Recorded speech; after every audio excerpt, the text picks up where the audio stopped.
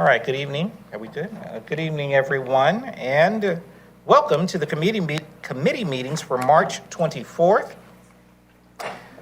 2026. The elected body present, Mayor Mary Robichaux, present.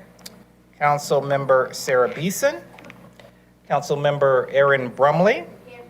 Council Member Christine Hall, Council Member Jennifer Philippi, Council Member Alan Sells, and Council Member Christopher Zack. I am Randy Knighton, the City Administrator, and along with the Deputy City Administrator, Mr. Joe Cusack, and Michelle Miller, the Deputy City Clerk. The purpose of committee meetings are for the city departments to convey information to Mayor and City Council and to discuss initiatives listed on the published agenda, as well as provide vital information of updates to the council. And by ordinance, the committee consists of the mayor and council, as well as the city administrator who serves as chair of committee meetings. This is a public meeting, but not a public hearing, and therefore, while we certainly welcome members of the public, those present and those in the viewing audience, we do not typically take public comment during committee meetings.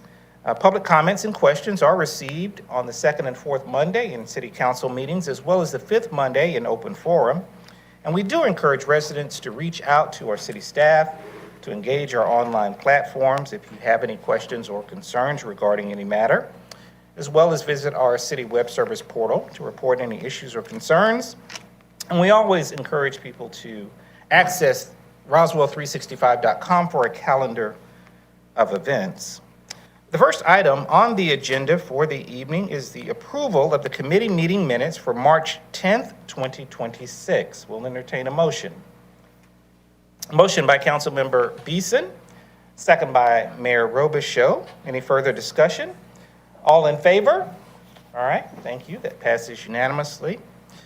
The first item, item number 2, is listed on the regular agenda. Discussion of the Old Mill Park Reservation Plan, Summer 2026, presented by Stephen Malone, the Director of Recreation Parks, Historic and Cultural Affairs, and I see that Mr. Leatherman has joined him for support as well. So thank you, gentlemen. Mr. Malone. Thank you, sir. Yes, it is important to note that, as you said, Mr. Leatherman is here with me tonight. He has been an integral part in trying to help to address some of the challenges that we've seen and faced together over the past 5-6 seasons at Old Mill Park.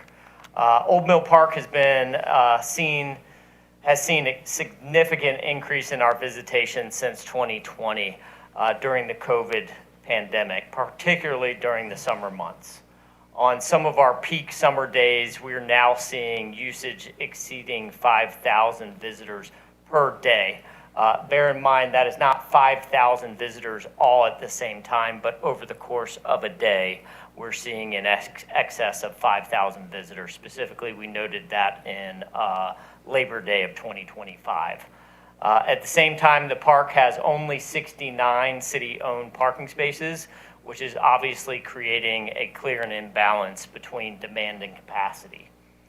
This overuse, both from pedestrian and parking standpoint, has led to safety concerns, not only within the park, but also in and around the surrounding areas. We've seen a wide range of real-world challenges in recent years, from neighborhood impacts like blocked driveways, to park visitors encroaching on private property, to some more serious public safety incidents, including domestic violence shootings and even a tragic drowning last summer. We've also seen operational impacts, including enhanced and a lot of litter and trash in and around the area, damage to park assets, unauthorized activities, and an increase in emergency response calls, particularly concerning given the park's historic nature. While we've implemented measures like increased police presence, additional signage, and ordinance updates, those efforts have helped manage behavior but have not solved the underlying capacity issue both within the park and also the parking demands around the area. Ultimately, this brings us to the need for a more proactive and structured approach to manage visitation at the Old Mill Park.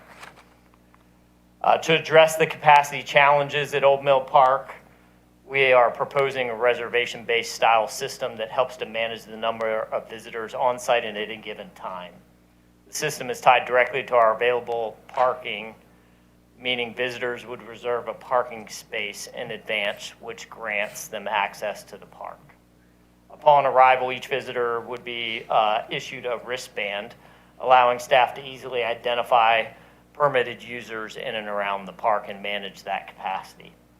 Reservations would be available online up to 14 days in advance, and it's important to note that there would be no cost to this reservation system. The approach allows us to better align visitation with the park's actual capacity, reducing overcrowding and associated impacts. It also gives us valuable data on usage patterns, which helps to inform future operational decisions and long-term planning. Overall, this is an aggressive approach to protecting the park while still maintaining public access. The proposed operational model is designed to manage peak season demand while protecting the park and improving overall visitor experience. The program would run seasonally from May 18th through September 20th, aligning with the highest visitation periods. Operational hours would be run from 10 a.m. to 8 p.m. daily. The visitors would check in at the park entrance where staff would verify reservations tied to the parking access. Again, each visitor would receive a wristband, which serves as a simple and visible way to confirm authorized usage within the park. During operational hours, individuals without a wristband would not be permitted to remain in the park, ensuring we are maintaining and controlling a safe capacity. At its core, this model is about protecting the park's historic and environmental resources. It also prioritizes visitor safety, particularly given the overcrowding and access challenges we've experienced. By managing capacity, we are significantly improving the overall visitor experience, reducing congestion conflicts, the overuse impacts that we're seeing. And finally, this approach helps shift from a reactive model to a proactive one, reducing reliance on police presence for routine park management. Overall, the model gives us a structured, manageable way to balance access with preservation during our busiest season. The proposed staffing model for the operational support, we've developed a plan that both is efficient and scalable based on demand. Each shift would include one supervisor, 3 operational support staff, which provides that balanced team management for the check-in, monitoring the park, and assisting with the visitors within it. We planned an approximate 11-hour daily coverage that would be 30 minutes before, 30 minutes after the 10 a.m. to 8 p.m. operational hour. The model would run 7 days a week over this 18-week season, aligning with the peak visitation periods. From a workload standpoint, each staff position equates to roughly 1,386 hours over the course of the season, totaling all 4 staff members at 5,544 staff hours overall. We do anticipate certain high demand days, such as holidays, where we may have to adjust the staffing levels accordingly. Overall, this is the staffing approach designed to provide good oversight, maintain safety, and support positive visitor interactions and experience with these staff members. The proposed timeline we've developed is very structured and achievable to ensure we prepared for a successful rollout of this season. In March, we began by engaging with the Old Mill stakeholder groups, which both included residents and business owners in and around this area. We are now finalizing the operational plan, internal coordination, and reservation software platform. At the same time, we're developing clear procedures and enforcement protocols to ensure consistency from day one. During April and May, our focus shifts to recruiting, hiring, and training these seasonal staff to support the operations. By May 1, we will have signage and parking infrastructure in place, along with launching a public communications campaign to ensure the community understands how the system works. The program is scheduled to officially launch on May 18th, aligning with the start of the season. In July, we would provide an update to Mayor and Council for a review of how the program is performing and potential opportunities to refine current ordinances if needed. The program would conclude around September 20th, followed by a full review and evaluation of the performance from the season. In October, we would deliver an executive summary to city leadership outlining outcomes, data, insight, and recommendations for the future seasons. This timeline allows us to be proactive, transparent, and data-driven as we implement and evaluate this system. The financial impacts, there's a one-time startup for equipment, uniforms, and other costs of $13,700. The primary cost driver is staffing, with the seasonal staffing cost estimated at $166,500. This brings the proposed budget to $180,000 for the season. Happy to answer any questions you might have. Thank you, Mr. Malone. Councilmember Beeson.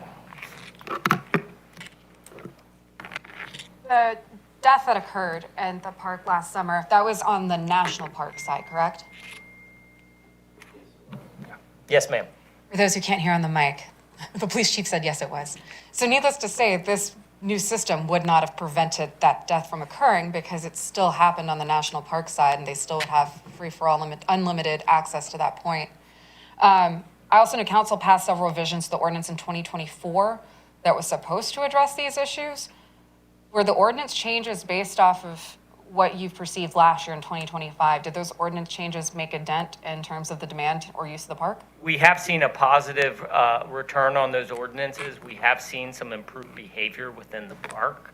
But the bigger issue that we're trying to discuss and try to solve for is the capacity and number of visitations within the park at one time. So you're trying to solve for demand, essentially, correct? It's two elements. We're understanding that parking is very limited in and around that area, which is always going to be a challenge that we will be facing. Additionally, how do we ensure that the individuals within the park are following the rules and ordinances that are put in place to remain there safely? And that can be constituted as a volume issue as well.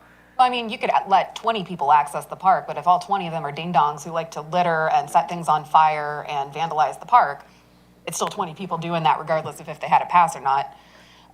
So my concern in this situation is that with having the reservation system, it seems, from my perspective, like overkill, in the sense that you're limiting also not only the drive-up visitors, but we've also received complaints from people who live nearby, very concerned that they were going to be limiting access to their daily access to the park. They would have to get reservations as well. And I understand too that we previously had it staffed up to 4 at a time, police officers, is that correct? In 2024, we had, and Chief can correct me, but I believe it was 4 officers in 2024. That went to 2 officers in 2025. He's lurking. Sorry, I'll come a little closer so I can hear. Yeah. Yes, so there's a relief factor. So there were times where there were 3 at a time stationed there, and then one would go on a break or have a meal break while the other 3 were still there. And that's not in addition to your existing staffing for the city. You're taking them off of general patrol from the rest of Roswell and putting them into a park, correct? Correct, they came from the patrol division. And that's another concern that I have too. Not only are police officers by the hour more costly than a parks employee, correct? Correct, $41.80 is our average. And per what's your hour. average, Stephen, for, We would be somewhere in the $20 to $30 an hour range. so it's almost double the hourly rate to have an armed police officer who's in full gear, bless their heart, patrolling a park in 100-degree weather, which, based off of what you're bringing before us today, doesn't seem to still be assuaging the issues. So I'm just of the frame of mind that it makes sense to bring on, say, 3 staffing members for this season, but I don't know that I'm in support of having a reservation system because it doesn't necessarily address the safety issues or the problematic behavior. I understand that it addresses the demand, but like I said, 20 people show up doing stupid things. It's still 20 people doing stupid things. All right, Councilmember Zach. This might be a little bit of a continuation, but with this proposed model, if someone is coming from the national side, what's the plan and strategy for managing someone who's coming from the national side who wouldn't have a wristband? We would actually have staff in place at 3 different arteries throughout the park, one being the covered bridge that would be accessed by the National Park Service. And it would have the same requirements. If they did not have a wristband or a reservation for the day, they would not be permitted to be in the park. Okay.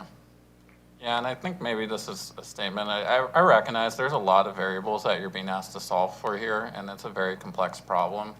I'll say I think our current solution in itself has too many variables, and I think by nature, like when you add variables, a breakpoint will be found and will happen.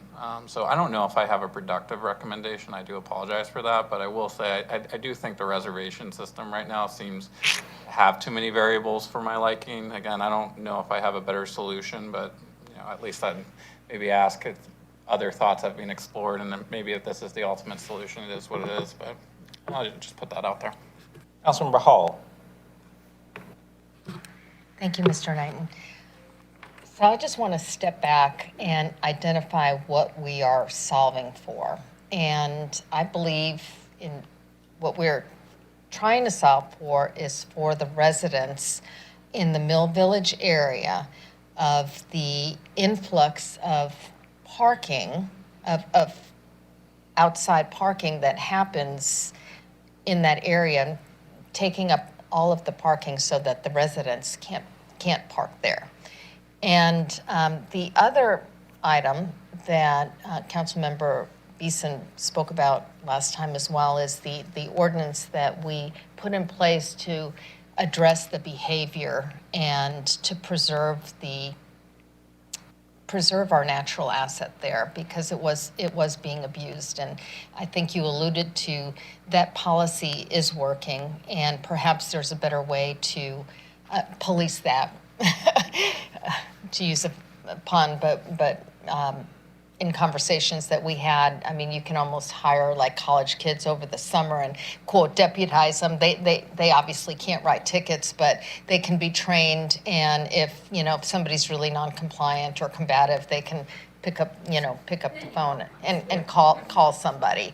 But there's ways to. I mean, I think there's practical ways to address that.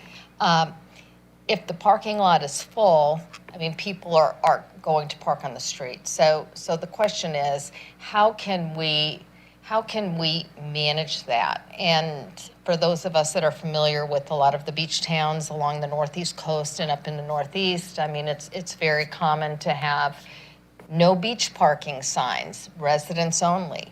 And I know just from conversations that perhaps that's very difficult to enforce if somebody chooses to park there anyway. But those are just some of my thoughts. I'm throwing those out there as a brainstorming kind of session, because I don't know that this is the best solution, especially with, I mean, if I go to Moxie Burger and have somebody visiting, my sister visiting from out of town, we have a burger and we just want to walk down to the covered bridge and take a picture, post it on Facebook or something, without a wristband, I can't get in.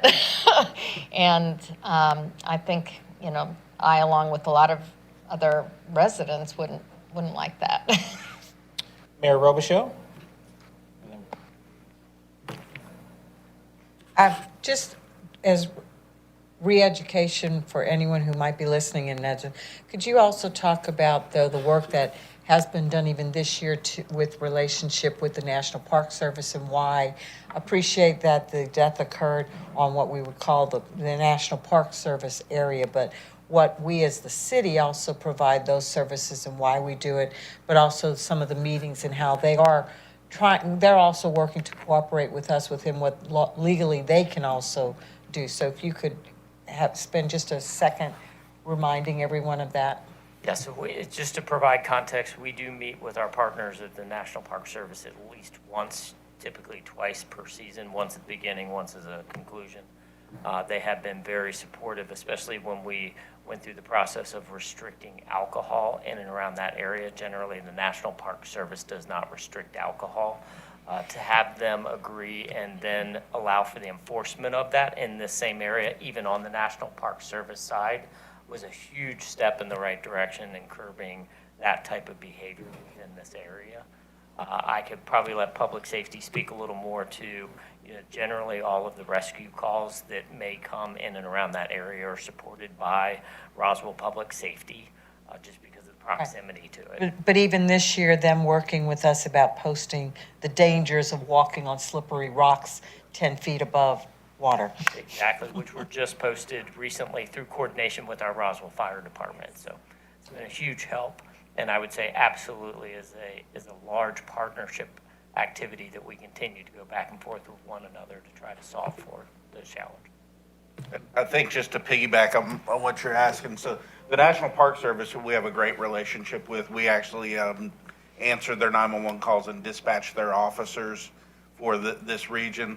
They have 2.5 officers from Powers Ferry to Buford Dam that cover that entire route. That half officer, he spends half his time in Washington, D.C., and half the year here in the city of Roswell. That's the half. They did just hire one of our police officers who is going to go to work for their department, so they'll be at 3.5 when she finishes their police academy. So from a police side, we know the line goes down the middle of the creek where Roswell has the one side, National Parks is the other. We can police up to that line, but our fire rescue service services both sides. So any of the rescues, anybody who's injured, our fire rescue handles both sides of the river. But we typically do respond to any calls for service, anything life-threatening, the drowning that happened. We were the first to get there with the police and the fire department, got there well before the National Park Service. But we do have a tremendous working relationship and rely on one another for those.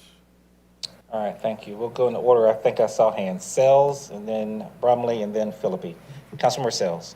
I have some questions I should know, but is the dam a historic asset as defined? Is it a part of any historic It would, treatment of any sort? It's on the, not a registry, but it's. I don't think it's registered, but it is. I know we always refer to it as the historic mill pond. I'm just trying to figure out sort of I'm trying to parse some of these questions because this is a whole stew. This is not like a pure play, it's a stew. And so would you say that we have historic assets that need preservation as part of this conversation? yes. And our burden there and quite frankly, our authority there may be a little different with respect to specifically those historic assets. Is that a fair assessment? Maybe that's a joke question, I don't know, but how do I you would feel say the about preservation of historic assets is always maintained at a different level. Right. than we would just a general park or trail. And is the pond itself, whether technically or in your mind, part of that historic, what are we focused on from that perspective in this area? I think the covered bridge is not historic, it's new. It's not. We But have the the pond and the, Old Mill Machine Shop is a large feature that's down there that we want to ensure preservation. We have had some vandalism to that structure over the past several years due to the number of individuals down there in and around that park. and that dam certainly crosses the line that we talk about between us and them. So, okay, so let's put that on one thing that we have to manage is there is a historic asset which needs specific and specified attention and preservation and care that we have perhaps some tools in our tool belt with respect to that we don't have with other things. Okay, and then there's the overuse question. Let's just talk about that for a second, separating the parking, just the overuse of the park. We're only talking about the pond. We're not talking about the trails when we talk about overuse. Is that a fair statement? So the park itself, Old Mill Park, is about 40 acres Right. of land. Of that 40 acres, 2 acres is what we would define as developed with trail and access points for the public. So 2 out of 40. So ultimately, when we start to talk about how much volume is in that park, we are absolutely addressing that when we start talking of 5,000 people over the course of a day, that is exceeding those 2 acres of developed land.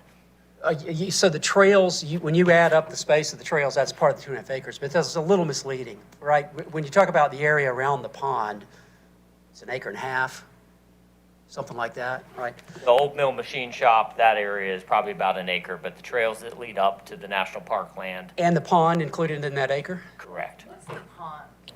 You're talking right at the dam, right? The falls. Yeah, the falls. The falls. Behind Yeah. the dam. Yeah, behind the dam, where people are swimming, that's what we're talking about, right? So they're Falls. swimming in front of the dam, so the And pond, above the dam. They're below the dam. All of, I mean, a lot of people A few hanging out. people are swimming above. There's a rope swing that's further up on the national park side. The vast majority of the people that are leveraging and accessing the park are below the dam and down towards the covered bridge. So essentially in the space between the dam and the covered bridge is where the high volume of people are. I mean, obviously, we have a concern, if 1 million people decided to go hiking through there today, we got a problem, but that's not what we're really talking about. We're talking about sort of camping out around a feature, which is historic, and some water, which is collected behind said feature and tumbles across said feature. That's the area we're talking about in terms of overuse. The trails themselves and the access to those, is there any way we can separate these two issues such that there's a trail side and we're only trying to limit access to this area that is by definition fragile? Is that a possibility? I would. See where I'm headed? I would respond only with, I believe we have tried to address that through the ordinance of no swimming and no water access, to try to separate the two, to try to kind of direct behavior back to the trails and the navigated areas where we can safely keep people within the park. I don't know that we've been successful in that endeavor. I hear you. Part of that's because there's no physical capital asset that's saying, okay, if you're trail running, you're going this direction, and if you're bringing your cooler and having a day, you're going this direction. Is that possible in this environment, in your view?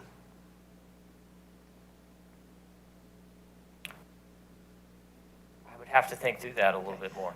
I don't know if you guys are picking up what I'm laying down here, but what I'm saying is that, we're trying to solve a problem about overuse. We're trying to solve a problem about parking, okay? They're different problems, right? Because a lot of the residents do park there, but a lot of them walk there. And so mixing these two concerns is part of the tension that I feel and hear from the community, right? That they want to use, there's a lot of people who want to walk their dogs, and somebody said something about having dinner and going and take a picture and stuff like that. If there's some way we could segregate this area, and I assume because it is a natural or a historic asset, that the National Park Service would work with us in some way around that issue. If we could cordon that issue off and say, here, access is limited on some basis, and then deal with the parking issue, which frankly, on the parking other than how many spaces we have, 69. 69, is really a legal matter, correct? Once at some level, people are illegally parking, and if we change the signage or whatever the case may be, then we have a parking problem that is a legal issue, an enforcement issue. I think that we got to separate these two things because it's too much. We're bazooking a fly swatter problem because that's the tool we have. So I think we should think hard about ways to segregate these issues. I don't know if y'all agree or not. The end. All right, Councilmember Brumley. Yeah, so I do agree it's two different things. It's parking and it's the capacity. But as far as the parking, I mean, I understand that we only have 69 city-owned spaces and the rest is the street. The way that area was built and originally created was, to be like Canton Street. People have mentioned it multiple times, right? You can have businesses and you can have homes. So, I do understand that whoever lives next to a business is not going to have as much parking leeway because, a client may come over and use the services of a business. So do we have issues with driveways being blocked by the people who visit? Do we know? I'll defer to Chief. There's many issues in that immediate area. The topography does not allow for large driveways.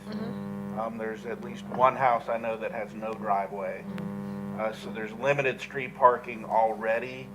And with the influx of businesses, I would not say that visitors are blocking driveways. I think the traffic is.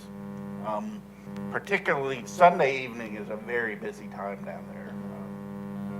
Surprisingly busy. And the vehicles that are lined up trying to get into the parking lot may create a backup into the neighborhood that temporarily blocks the driveways, if I'm answering your question correctly. Yeah, so, but, well, what I was trying to get is, all these houses seem to be very small. So I'm guessing they have, like I said, a driveway means a place to park. I hope they don't have 4 cars and expecting that there should be 3 extra spaces on the street to accommodate to that, because the zoning for that area, I mean, like, if you live in my neighborhood, that is easy. The houses are much, we have big garages, plus the houses are much more separate. So, if I need to have 4 cars, I can. But, I mean, I understand that the residents don't like the extra traffic, but on the other hand, that is the nature of that area in Roswell, and if you're having 4 cars, that is your choice, or, an extra to have some more. I mean, and that's what I was asking, if the issue was just a lot of cars that don't live there, is a different, as in the people who are there are prohibited from even having 1 car to do that. So, like, that would be a real problem. Combination.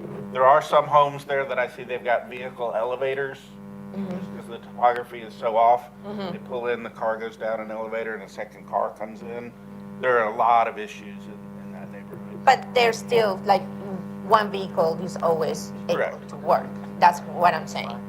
So, I mean, and of course, if we don't have enough parkings and I go in there and it's full, I'm just gonna go back. I mean, it's not that we're trying to solve to have more people parking, because there's no way. I mean, unless we instituted valet parking, which we're not.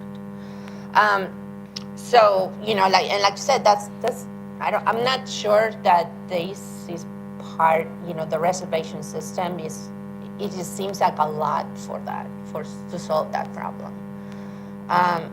And as far as a park, I mean, when you go literally to, like, Six Flags or something, at the entrance, there's somebody with a little clicketing counting how many people come in, and then another one counting how many people come out. So, I mean, that's what we could do with staff, right? Like, the problems that we're having is because there's too many people. If we have staff, or you can say, it's like, what, there's only this many people. Like, if you happen to find a parking spot, first of all, which probably they won't, but if they do, they can go and say, like, I'm sorry, the park is over capacity. Please leave. And I mean, that's very normal. I mean, restaurants do it all the time. All some things like over capacity. You can't. When somebody leaves, you can come in. That's, that to me seems more, for people who are just coming, come to get a burger and come back, oh, yes, the park's over capacity. You're not even going to enjoy it anyway, so it's okay if you roll back. So, Walking. To add on to your point, to Councilmember Hall's example of if you walked there from another area, or you're a resident who's already walking there, you're not straining the parking issue as it is. And I'm less likely to strain the park if you're popping in for a picture or you live there. You're not going to trash the park that you go to all the time. So I think it's, to your point, using the parking as the impetus for where you're going to limit the park access. I'm less concerned with the reservation, and I'm more concerned with just saying, sorry, parking lot's full. Where do I park? Not here, because it's already capped off or full. Or if you had no parking on this side of the street, which is common in historic Roswell, or the same way it works in downtown Atlanta of, here's your park between these signs, do not park anywhere else. You mess up 2 times a Park Atlanta and you don't do it ever again. Now that we're standing up a parking enforcement department, that could be something you're utilized for. Yeah, and I mean, if we just do it with the staff managing that, like, in and out, it's, it's very analog, old school, but it's also a little bit more flexible. So that's, Councilmember Philippi. I had already raised my hand. It sounds like we're all coming to a consensus here. So I just want to point out a couple of other things that I found lacking. And I mentioned this to you before. So can you tell me how the 5,000 visitors on Memorial Day was measured? Sure. So in 2025 was actually the first time that we've had an individual assigned primarily on the weekends, so Saturday and Sunday, between the hours of 10 and 5, where they were actually counting every individual that walked through the gates to go into that park. And then we would log it for the entire season. So 2025 was the first season where we actually had physical data to track where some of those peaks and valleys were. Yeah, and so you're kind of answering my follow-up question there. So that we don't have the count from 2020 to 2025. And do we not have a count for any of the other weekends? So we count every weekend during the peak summer season in 20. In 2025, we have every weekend. Correct, Okay, yes. so we're starting to gain some trends there. We just don't have the trends from before. I have received sentiment from some residents that they feel like last year in particular got better, maybe from some of the restrictions that were put in place. I think something that we would have, some data we would have access to is how many incidents required first responders last year. And just looking at some, there might be some trends that we can look at over time since 2020. And particularly looking at, were there decreases last year with the measures that were put in place, right? And then my only other point or question, because we have recently heard from so many residents, is how was the communication for the March 4th meeting relayed? For the stakeholder group? Yes. So over the 5 and 6 years where we've been meeting, we have collectively have a contact list that we've kind of collaborated with over So the those who years. knew. Yeah, and those that have been added throughout their neighborhood system, we continue to add to that list Yeah, as okay. we go through. So Okay. they typically will have their spokespersons that are somewhat identified amongst the neighbors that we'll generally see there pretty regularly, but they kind of self-market and publicize that meeting generally. Yeah, and to their neighbors.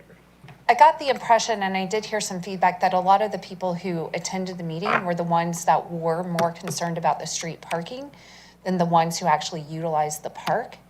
And so I think those are the ones that have been reaching out to the city, and those are the ones that we're in contact with, where the other people are just happy that they live by the park and able to utilize it, and now they're like, whoa, what's happening here, right?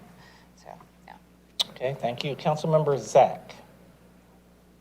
I kind of repeat myself again. I recognize you're given a list of variables that are very hard to solve for. I think to Alan's point, separating these two things makes sense to me as far as how we address them, and maybe that's kind of to move this forward, and I'm not sure if there's consensus for this, but I'll at least put it out there. What I think I would like to ask, if there's agreement of, hey, could you take this back as two separate problems and come up with different solutions as two separate problems with the feedback you've heard from council today? Is that an amendable approach? If I can I defer just one moment? Councilmember Brumley and then Councilmember Hall had comments, but I'll come back to your question, sir. Yeah, when that data of how many people were on the weekends, if we can get those numbers and then trying to correlate with the number of incidents that were there, so we can come up with like an optimal number of visitors that the park can hold before, it's overcrowded, let's say. Because like that's really how we should do it, because even if we do it like this with parking spaces, at one parking space could be a van that holds 12 people, right? So, or it could be one car that holds one person, sorry. But I would like to see like, what is a park that is full? Now, I know vandalism will happen if it's one person, but I'm saying like on that, kind of give us a good baseline of what is capacity for this specific park. Yes, thank you. Councilmember Hall? Thank you, Mr. Knighton. My priorities are Roswell residents. So whatever solutions we're looking at, we have to prioritize the neighborhood, the residents in the neighborhood for their safety, well-being, quality of life, and also our Roswell residents that want to visit our own Roswell Park. So whatever we're looking at, I just hope that we are prioritizing the people that effectively pay for all of that. We're the taxpayers, and we should be able to utilize it and basically have priority over parking and anything else. Robichaud, then Councilmember Beeson. Yes. And I'm going to throw in one other comment that I think I recall we talked a little bit about at the retreat with the concept of Riverside Park basically closed for parking in that area, and understanding that there were times people would park there, come in from the national park side, obviously coming onto the national park model and stuff. I hate to be predictive, and I know we can't say that, but that's something I think we all just need to be very aware of, that could also affect. This could be that strange year because we've taken away that part of the park. I mean, just because of the construction going on there, people who would walk, by now, if they go there, they know to go park on the other part somewhere. So just be aware of that. Yes. Councilmember Beeson. To address Councilmember Zach's point, I agree in the sense I think that we seem to be somewhat in consensus that these are two separate items that we're really solving for. However, I would like to prioritize the staffing part, because in order to staff for seasonal staff, we need to list the job listing, you need to hire, you need to train, and that takes, I assume, 2 months-ish. So if we table that indefinitely, we would miss that hiring window for the seasonal employees. That said, I do think that we should come back to consensus on the parking situation and how to address that based off parking demand. I did receive an email from a resident who said that they believe that there was some grant money from several years ago for identifying parking and entry points from Oxbow and other areas. Are you familiar with that? That predates my time on council. So we received a transportation grant to look at 2 bridge connections, essentially starting from Oxbow. They would cross over Big Creek at 2 locations and then connect essentially, and I'll call it, to the top side or the pond side that the Councilmember Sells was talking about. We were asked to pause those projects about a year ago or so, and then return that grant money and not move forward with that feasibility study. What was the reason? That it would create increased accessibility and traffic into the park under an already highly compacted area. One more question to that. We're sharing a mic. We can duet together. I do not remember hearing that item. Given the fact that it was over $100,000, wouldn't that require it coming back to council to authorize the redistribution of funds back to the grant authorizer? It was there was no matching funds associated with it, and so there was no need to bring that back to council based on the grant requirements. Essentially just expired. So who made that decision?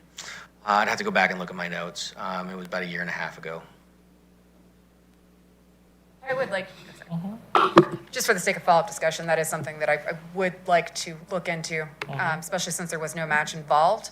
I know money's not free, but in this case, it's treated like free money from the federal government that we could have used to explore options with this. I understand there's concern about creating induced demand by creating other entry points and options, but at this point, we're also trying to address a parking concern that is not going to assuage itself. So I would like some level of accountability of who made that decision without council's approval. In terms of moving forward, I would like to see maybe, you proposed originally 1 supervisor and 3 additional staff members if the rest of council and mayor is amenable.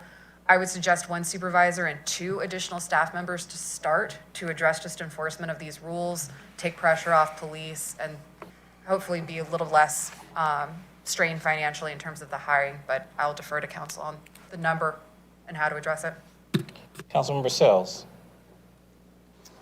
Yeah, so I'm trying to take in everything everybody said, so maybe I'm repeating some things, but we're trying to solve we are asking the Parks Department to solve a traffic problem is part of the problem here. And I think we have to get the parks to focus on the park assets. I don't know if that grant is a possible response to this, but it's just like roadways. How do you slow people down? You change the roadway. You don't put up a new sign. So I would come back with that. Let's think about ways. There've been comments about counts and things like that. I mean, just looking at empirical evidence of overuse, because I'm taking it as a given that it's overused, because I've heard that for a number of years now.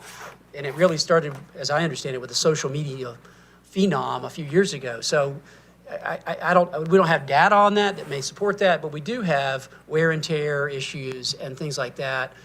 I mean, is it markedly increased? And maybe this goes back to Jeff's, back in the dark ages when we had another Parks and Rec director.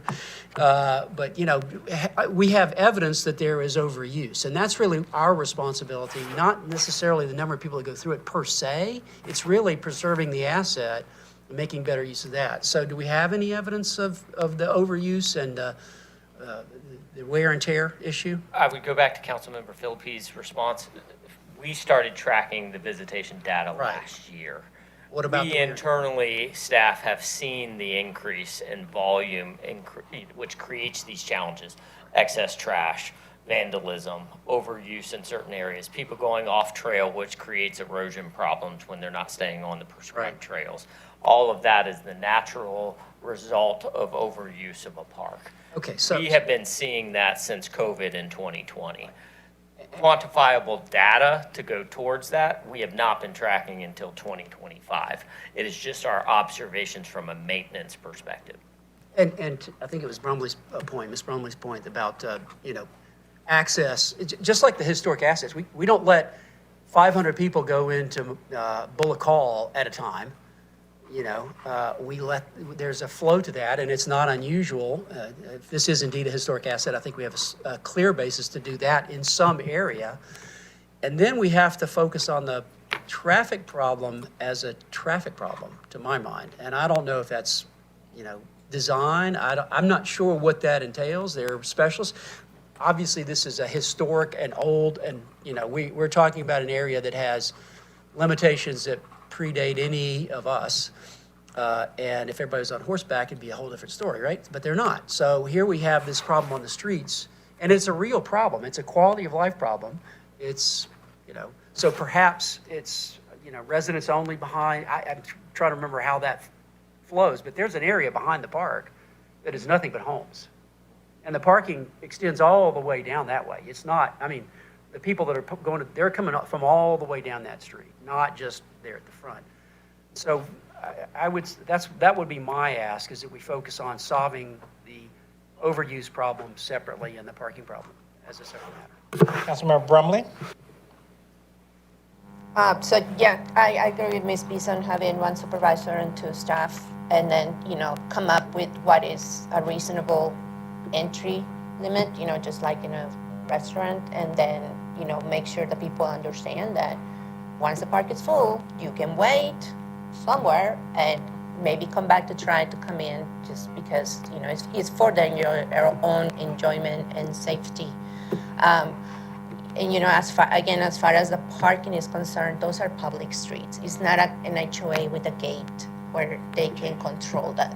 So, again, if we're going to have traffic enforcement to make sure that people's houses are not blocked, but I understand that some people were upset that they're taking their 3 spaces that they need for their household. And again, it is a private street in an area that is zoned to be used by everybody. So that's all. All right, thank you. And Councilmember Beeson? I'm just trying to land an airplane. Based off of, I agree with your feedback. You're asking Rec and Park staff, who are fully capable and intelligent individuals, to solve a transportation issue. So from my perspective, I think council should provide guidance for staff to separate that issue of the parking and the transportation and the navigability of that street.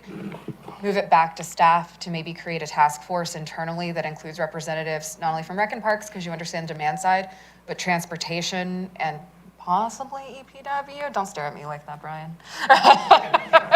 Whoever else would be relevant stakeholders within that discussion to be able to propose a few options for us to consider or maybe socialize with the community based off your group that you work with. But in order to move forward in the essence of time for your staffing and in the essence of me getting out of this room before I turn 80 years old, would council be good with moving forward with authorizing them as for this item to hire, I would say, 1 supervisor and 2 additional staff members, just so they can begin listing these hires out.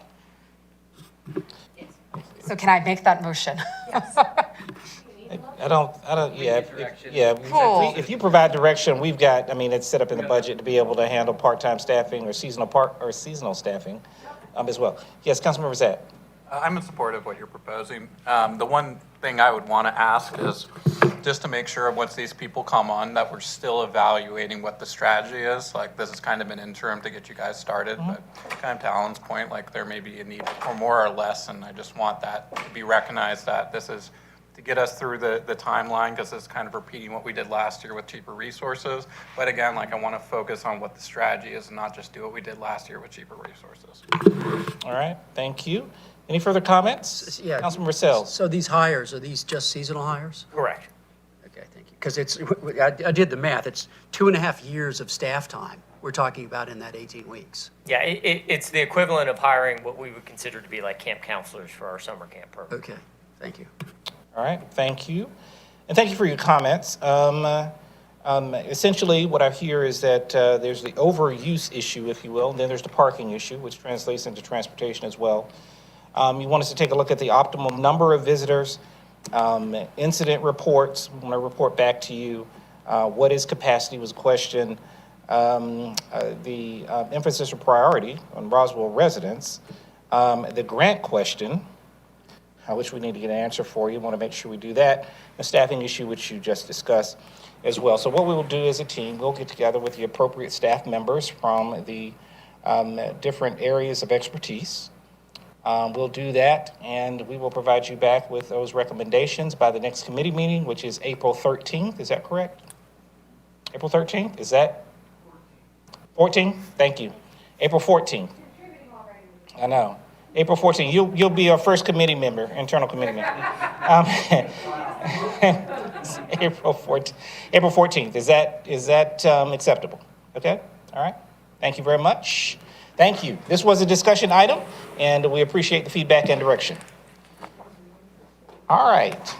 Item number 3, consideration for the mayor and or city administrator to award a contract to Harlequin Flooring in the amount of $288,699.97 for the completion of the Crab Apple Center interior flooring with a total budget allocation of $308,000.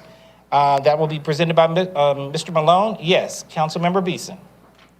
This is a Groundhog Day situation. Have we already seen this presentation before? You have seen this presentation previously. Is there anything significant that has changed about this presentation, unless there's been some breakthrough in flooring technology that I'm not familiar with?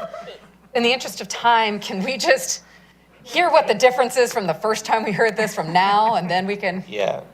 You have seen this before, along with a couple of other items related to Crab Apple Center. There was one outstanding item that I believe we had provided. We have now the appropriate documentation and clarification that we need and felt comfortable with moving forward and presenting to you. Mr. Malone. So you're not wrong. You have seen this before. The one element that was unresolved in our previous conversation was we were working on a sole source contract for the specific dance floors for the performing arts studios. That one element was a singular contract that we did not have the paperwork that was required to finance standards to meet sole source. So we've been working with the contractor and the floor company to ensure we had the right paperwork. We now have all the necessary paperwork to bring it back to you as a sole source contract and need to get your authorization to do so, to enter into that contract. Councilmember Beeson. Would council and mayor be amenable to me making a motion based off the fact we've heard this information before and the public can still refer to the streamed version of this presentation at the prior committee meeting, which was on, hit me with that date, the 13th? February 13th, sounds right, yes. Is it February? Yes, ma'am. So with the understanding that we've heard this presentation before, nothing has changed, you just secured the contract based off of state requirements for sole sourcing, which makes me comfortable with it. Would I be able to make a motion with you guys? Make a motion. I have a You have a question? She has a question. Is that changing the financial impact? No, the budget still remains the same, which would be 288,699 is a slight increase in the contract amount. The not to exceed 308,000 has not changed. Councilor Beeson, do you have a motion? Motion to move this item forward. Do we have a second? Second by Councilmember Brumley. Any further discussion? All in favor? Okay, all right, that moves forward. Item number 4, consideration for the mayor or city administrator to award a task order to RK&K for the design of Hembry Park in an amount not to exceed $680,837. Mr. Malone? You give me one more time for tonight. Thank you for this item. This is very exciting. As you know, Hembry Park is one of our key athletic facilities spanning approximately 35 acres and serving as a primary hub for our baseball activities in the community. The park was originally developed in 1995 with a strong focus on youth and community baseball that actually had 6 original baseball fields when it was developed in 1995. It also included parking and a main access road. A couple years later in 1977, additional amenities were added to the park, which included a gymnasium, maintenance facility, walking path, and playground areas. While the park has served the community well for nearly 3 decades, much of the infrastructure is now reflecting its original design due for reinvestment and modernization. Hembry Park was identified as a priority project in our 2022 Parks Master Plan. Community feedback strongly reinforced this by stating field revitalization and upgrades ranked as the 3rd highest investment priority among respondents. The project is not just about replacing fields, it's a comprehensive investment in athletics infrastructure, long-term stormwater management solutions within the site. We have a lot of existing topography within the park that presents challenges and opportunities, allowing us to rethink how the park functions more efficiently as a whole. Through this redesign, we are evaluating a more connected and centralized layout, improving the relationship between the amenities like fields, batting cages, trails, pickleball courts, concessions, restrooms, and overall traffic flow throughout the park. Today, Hembry Park is already well utilized due to its location and convenience, but it is limited by its current layout. The redesign positions the park to evolve from strong local asset to a true regional destination for both recreation and tournament baseball. Ultimately, the goal is to create more efficient, high-performing park that supports the usage that we see while also addressing infrastructure and stormwater that's needed in a substantial way throughout the park. Just to showcase some of the current conditions and challenges, you'll see from these photos what we're operationally dealing with and the user experience on a daily basis. There's inadequate field drainage, which continues to be a major issue, leading to frequent field closures, erosion, loss of playing surface, and ongoing maintenance costs. We also have outdated and non-compliant restroom facilities which no longer meet the standards or the user experience and detract from the overall park experience. From a circulation standpoint, pedestrian connectivity is limited with gaps in access that reduces safety, accessibility, and overall usability of the park. You'll see some more of these photos that we've taken. More broadly, we're dealing with aging and failing infrastructure across the site, including playground, ball field components, and stormwater systems. In addition, portions of the trail system are deteriorating with erosion and drainage issues impacting both safety and connectivity. Taken together, these challenges highlight the need for more comprehensive, thoughtful reinvestment, not just repairs, but a strategic redesign of how the park functions. To give you a little background, over the last 18 months, staff has been developing what we call the design intent process to better redefine project priorities before engaging with design consultants. This process ensures the city leads the vision rather than reacting to concepts generated by design firms. We begin by identifying operational needs, site challenges, community priorities, leveraging the staff experience across parks, programming, maintenance, and administration.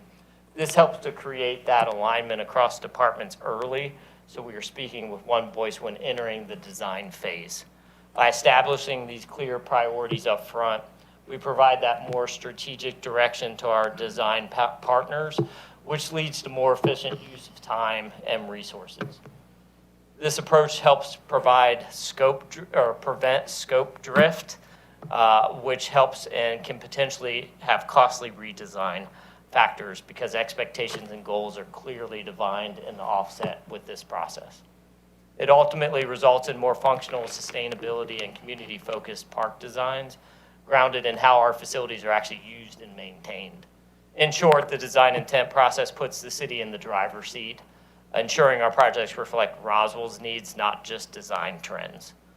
During development of the Henry Park design intent process, several stakeholders were interviewed, including programming staff, members of the Roswell Youth Baseball Association, which now encompasses the Roswell Youth Softball Association as well.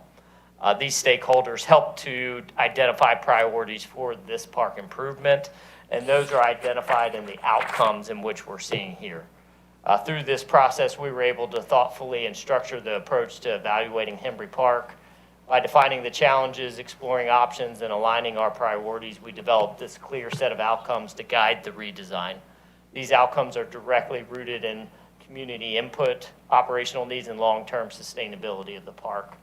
What you see here are the key priorities identified in order, presented in their order of importance. These priorities serve as our foundation for the design concept and the future implementation of the park. As you'll see, I have Corinne Valentine here with me. I should have introduced her before I even started, so apologies for that. But Corinne and our CIP team partners have been instrumental in working through all of our bond projects. They are literally the behind-the-scenes folks that put all of this together so that we can go out to construction. So Corinne's going to take you through a little bit of the evolution of selection of the design firm and what that means from a contract perspective. Thank you. So yes, as Stephen had mentioned, basically the Rec and Parks team took that design intent, handed it to CIP, and together we have sent out proposals to 4 of our on-call firms, engineering firms, and those in the RFQ, we included information from the design intent that was listed on that previous slide, and we included a survey of the property. So the property has been surveyed already. In our first proposal that we sent out, the request, it included the concept development through bid and award support, so that basically we would have a design that could go out to bid with our firms. The public engagement is starred because that was a thought that we decided to include, this is the CIP staff, to give council opportunity to any of your interest levels as far as public outreach goes.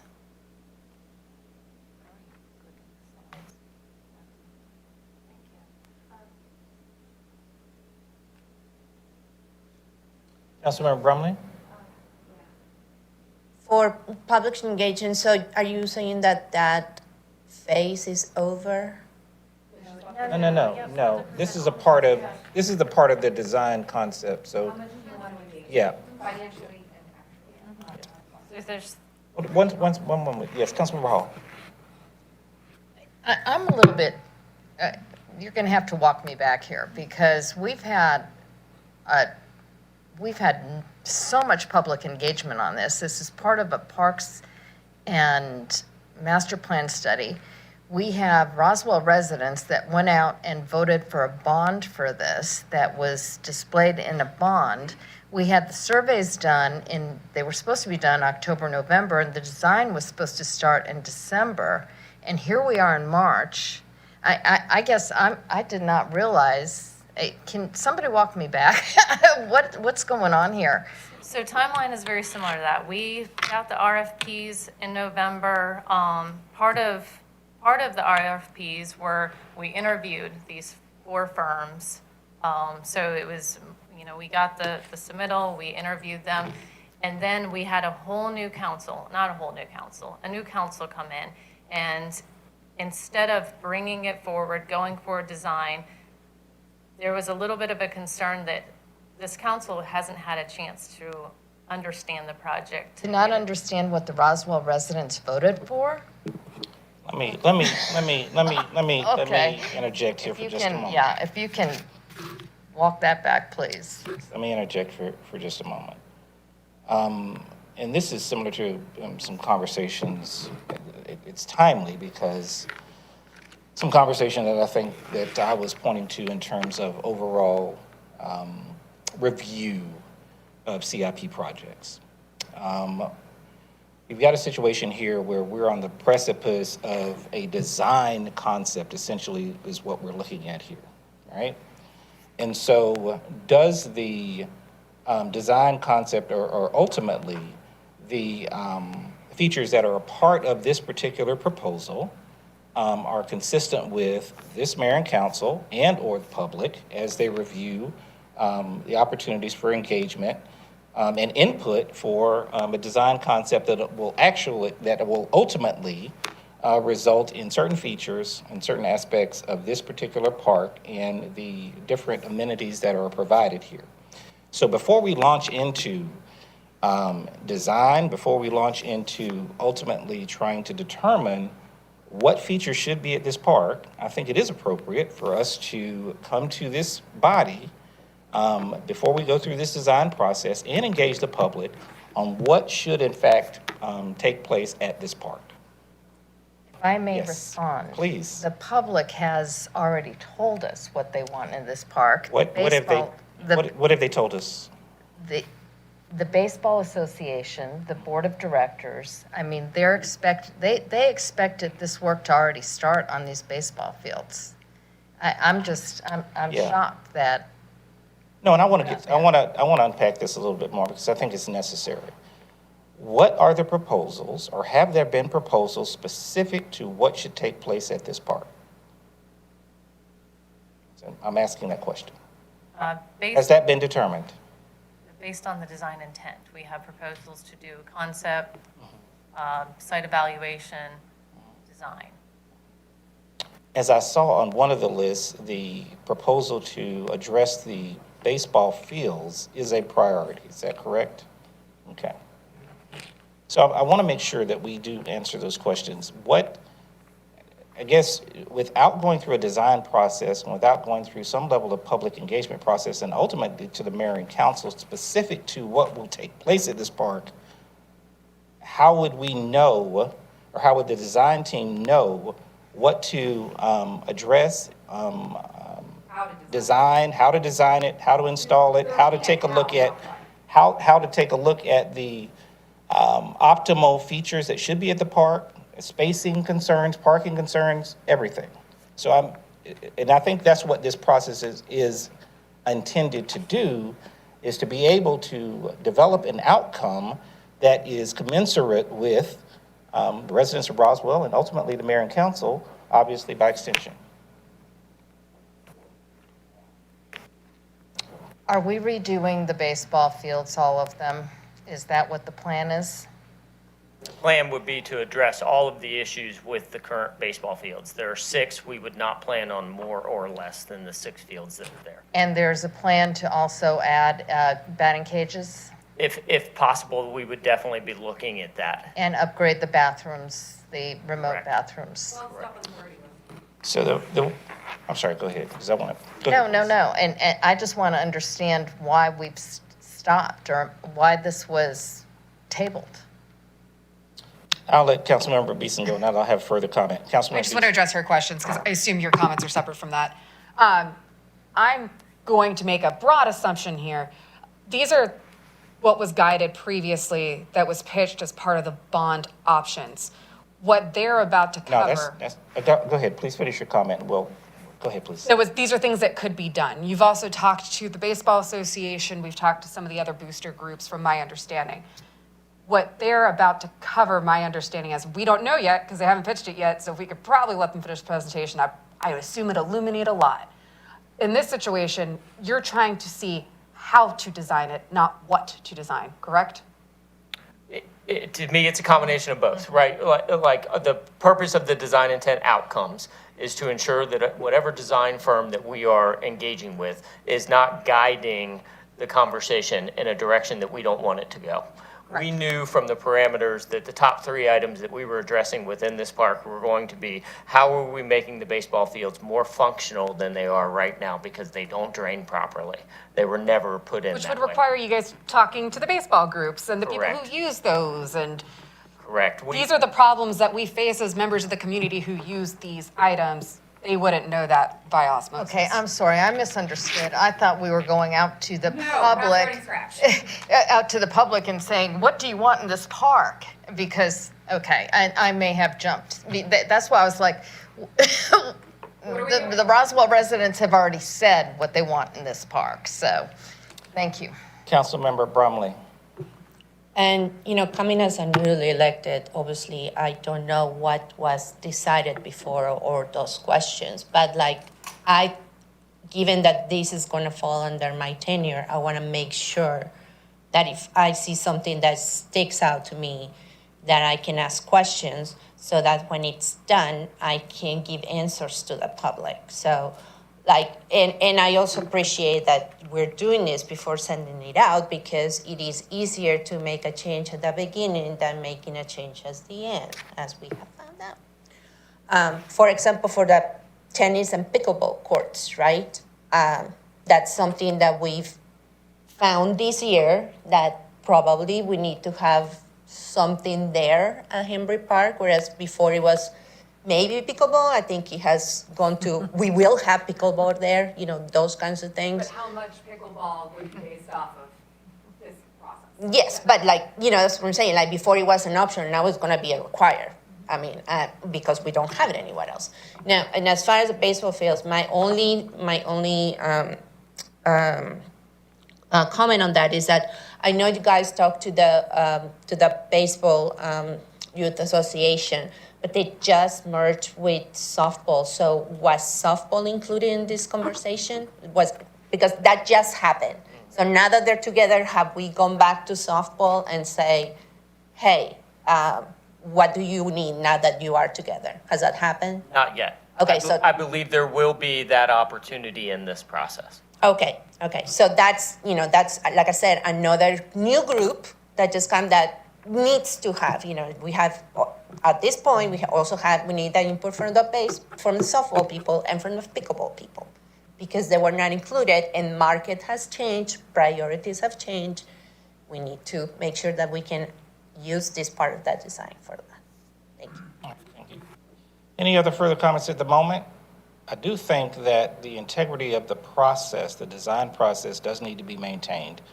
And where we are in this process is essentially, I'll say, at its genesis in terms of being able to identify and or prioritize certain uses at this park. And, you know, with the obvious ultimate input of the council and, of course, public engagement, we need to determine what that looks like. You know, sometimes needs and or priorities change over time. We're at the start of this process now, and so it's appropriate, in my view, to have these conversations as a part of this engagement process to determine what are the most optimal features at this park to serve the residents of Roswell. Any further comments or questions? All right. With that, we'll entertain a motion to move this item forward. Yes, sir. Councilmember Sells, I'm sorry. Hold on. Oh. I want to hear. Oh, the presentation. I too, Yeah. you know, I hear you on the design elements. You're on Okay. board my new expediting method. I like it. Yeah. I'm sorry. yeah. I didn't mean to. I want to hear what we're going to ask, because Yeah. to my mind, if we're asking them how we should drain a field and we're going to the public to have conversations about that, that is analysis paralysis, and that's ridiculous. Okay, so if we're talking about, you know, whether we're going to include pickleball and that's new, that's one thing. But Yeah. I don't, as a resident, expect the transportation department to come ask me how to design a road. So if that's what we're talking about, I clearly am against that. So I want to hear that. Yeah, I'm sorry. I didn't mean to. No problem. And I think to help answer some of those questions, what we've tried to do in this process is to provide options. So as Councilmember Brumley stated originally, it is a lot easier for us to get those price points to you before the contract is signed. That makes it for a seamless process. So we wanted to make sure to explore all potential options as it related to any type of public input into this process. So you have questions in mind? Because there will be those questions associated, just take the pickleball as an example. There's an active tennis group that uses this park in the tennis courts that are there. I would imagine that the public input, based on what this council has heard from the community so far, will be a lively conversation of how that area could be developed to support either one or the other or both of those activities. But I think the public input process could be helpful in providing input into what becomes the priority if only one exists. Same would be said to the conversation regarding, we have had conversations with the Roswell Youth Baseball Association. We have not yet been able to engage with the Roswell Youth Softball Association. Could there be opportunity in the design process based on that public input that could provide for interchangeable activities within these field spaces if designed properly to do so? An example would be at the Grimes Bridge soccer field. We did not design those turf fields just to sustain the oldest age group, even though that's how large the field space is. We went into that design understanding that we wanted to be universal in the age groups that we could provide and program on those fields. There might be a similar type of opportunity at these fields. We don't know that yet, and even if that's an interest level, but it could be something to be explored as the design process evolves. Yeah, but you didn't have to talk to the public to say, okay, that was an optimization of the space. We said we're going to design these fields to be as universally applicable and useful as we possibly could. So I guess, look, we should certainly engage in conversations about how we program things, or how I understand the pickleball tennis thing as well as anybody in this room, I suppose. But if we're talking about having conversations about how we should do things like that, to my mind, that is a misfire. So so if we have the questions, I'd like to see them. Yep, and I think what staff's objective in this is to present you with options. Options involving zero remaining public input in this process, all the way to a level that would be heavily involved public input. Because time is an element of our governance responsibility, okay? Which will be part of these Baseball options. season's coming. If we'd started this in November, would we be playing baseball on it this year? Right? That's the question, and it's a reasonable question for citizens to ask. Thank you. All right, thank you. Yeah. All right, please go ahead. So to run through, there are 3 options that we are providing to you, and really, to your point, Councilmember Sells, there's 4 that are not presented here. The 4th being none of these options would be one that we would want to engage in, and we would just begin to go into the designing phases of this process. Yes, Councilmember Hall. I think, and I don't mean to speak for Councilmember Sells, but perhaps the last option is to ask the design firm to say, here's an extra, these are all the fields, we're going to optimize them if you can for softball, baseball, interchangeable, whatever the case is, or 2 of them, and then here's some leftover. What does it make sense to do to put on this leftover where we have 4 courts? Does it make, do we put more tennis courts? What does that look like? Do you put pickleball? Do you put another batting cage? Do you put something, a skate park in there? I don't know. But that's where a design firm could give you options. And I guess, I don't know why we're delaying so much. I mean, this is something that should have been done, and I would have think if. We gotta see. I will donate This was- $20 to a cat rescue, and you can just let them present them. This should have been in design in December.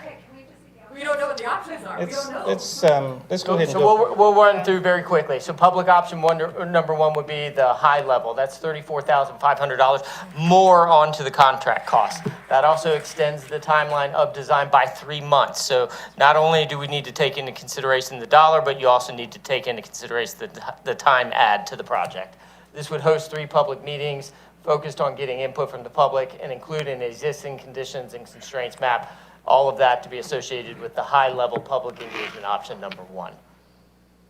Item number 2 would be about half of that. That's the mid-level. That's about a $15,600 cost with a 2-month extension onto the design. That's 2 public input meetings already established by city staff during the development of the project. That primarily would focus on a lot of our stakeholders that we have had those conversations with to allow the expansion into those priority lists within the design. And then a minimal level, which is 10,200, extends by 1 month, hosting an online platform, which would provide comments and questions that would be feedback into this process. Okay. So Yes, Councilmember Sell. I don't, the question I asked is, what are the questions? Because that's really the issue here. The amount of time and the budget for this, and, you know, three additional months on the design when we're already behind. Where did this come from? I guess I got that question too. Were you guys asked to bring this add this to the design process? I think the approach was trying to present as many options to this council to make that decision. Well, as many of these three, but you're not answering the fundamental question here, which is, what are we asking the public to weigh in on with the design of this park? Because that's not what you're saying. You're saying how much time we're going to give them, not what we're asking them. And what I'm asking you is, we have a park. It is already programmed. It has stuff on it. We're renovating that park. There are some, you know, let's say, colors around the edges that we can do on that, but it is not like we can say, hey, we got this blank slate, and we're going to wipe this clean, and we're going to now make it a water park, or we're going to now make it a monumental dog park or cat park or whatever the hell we're talking about. Understood. I would say my response to that would be that at some point in this construction process, we will get to a point where we will not be able to execute on all the priority items that we would like to see in this park. Having public input with our stakeholder groups to help to identify where that line gets Can you drawn. tell me which ones of those are on that bubble? I don't know that yet. You can't tell me in light of what is there today, and we are going to renovate. You can't say, well, gee, it could be. Yeah, I can't tell you if the batting cages may or may not happen. I can tell you that the fields are priority number one, and we know there is going to be a large stormwater component to this project. And some of that is a big unknown right now because we don't know all the pieces until we get into the design. Right, and the public will know bubkiss about the stormwater requirement, as I would. You know, you're the expert on that, and frankly, when you guys started, I was thinking I'd like to talk to you about, is there a possibility for a regional stormwater opportunity here? But that's not really something we put to the public. Because No, it wouldn't change the design or programming of this facility. Not to that point. But there will be a point in time where we will have to take the features that we would like to have in this park that won't be able to be incorporated within the budget scope. Okay. That we will have to eliminate. So what you're proposing is a open-ended, gee, what would you like question of 1 month, 2 months, to 3 months. That's what you're proposing. I would say the high level is more of that open-ended. The other two are much more. Sorry? The high level, the first one basically is open-ended. Here, Okay. tell us what you think. So The other ones were, like, these were the priorities. You can put dots on those priorities. You know, if it's pickleball or. So for instance, the mid-level will focus on the priorities that are already established by the city staff to determine in our minds what that priority list becomes as we start to be constrained by the budget total. All right, Councilmember Philippi. I understand what they're saying. I don't think we want to go out to the public with open-ended questions, right? We do understand what is needed there, what's already programmed there, but I do think there's two very important conversations. We have been contacted by the Softball Association, right? So we know how to have a conversation with them. The design could start with the requirements that have already been set out by the baseball, and if softball has anything additional to add with the instruction to the design firm that we're going to need to accommodate softball, they can understand that, right? But then a conversation with the softball people to see about any of their specific needs. That could then be brought back to the design firm, correct? There definitely needs to be a conversation with the pickleball and the tennis people. If we have contacts that we can get those groups together with, you know, it's not necessarily that necessary that we have it broad and open-ended. It's like, hey guys, we need to do something here. How are we going to take priority? Where else can we program tennis to prioritize pickleball here, since this is one of the few places in the city pickleball can go, right?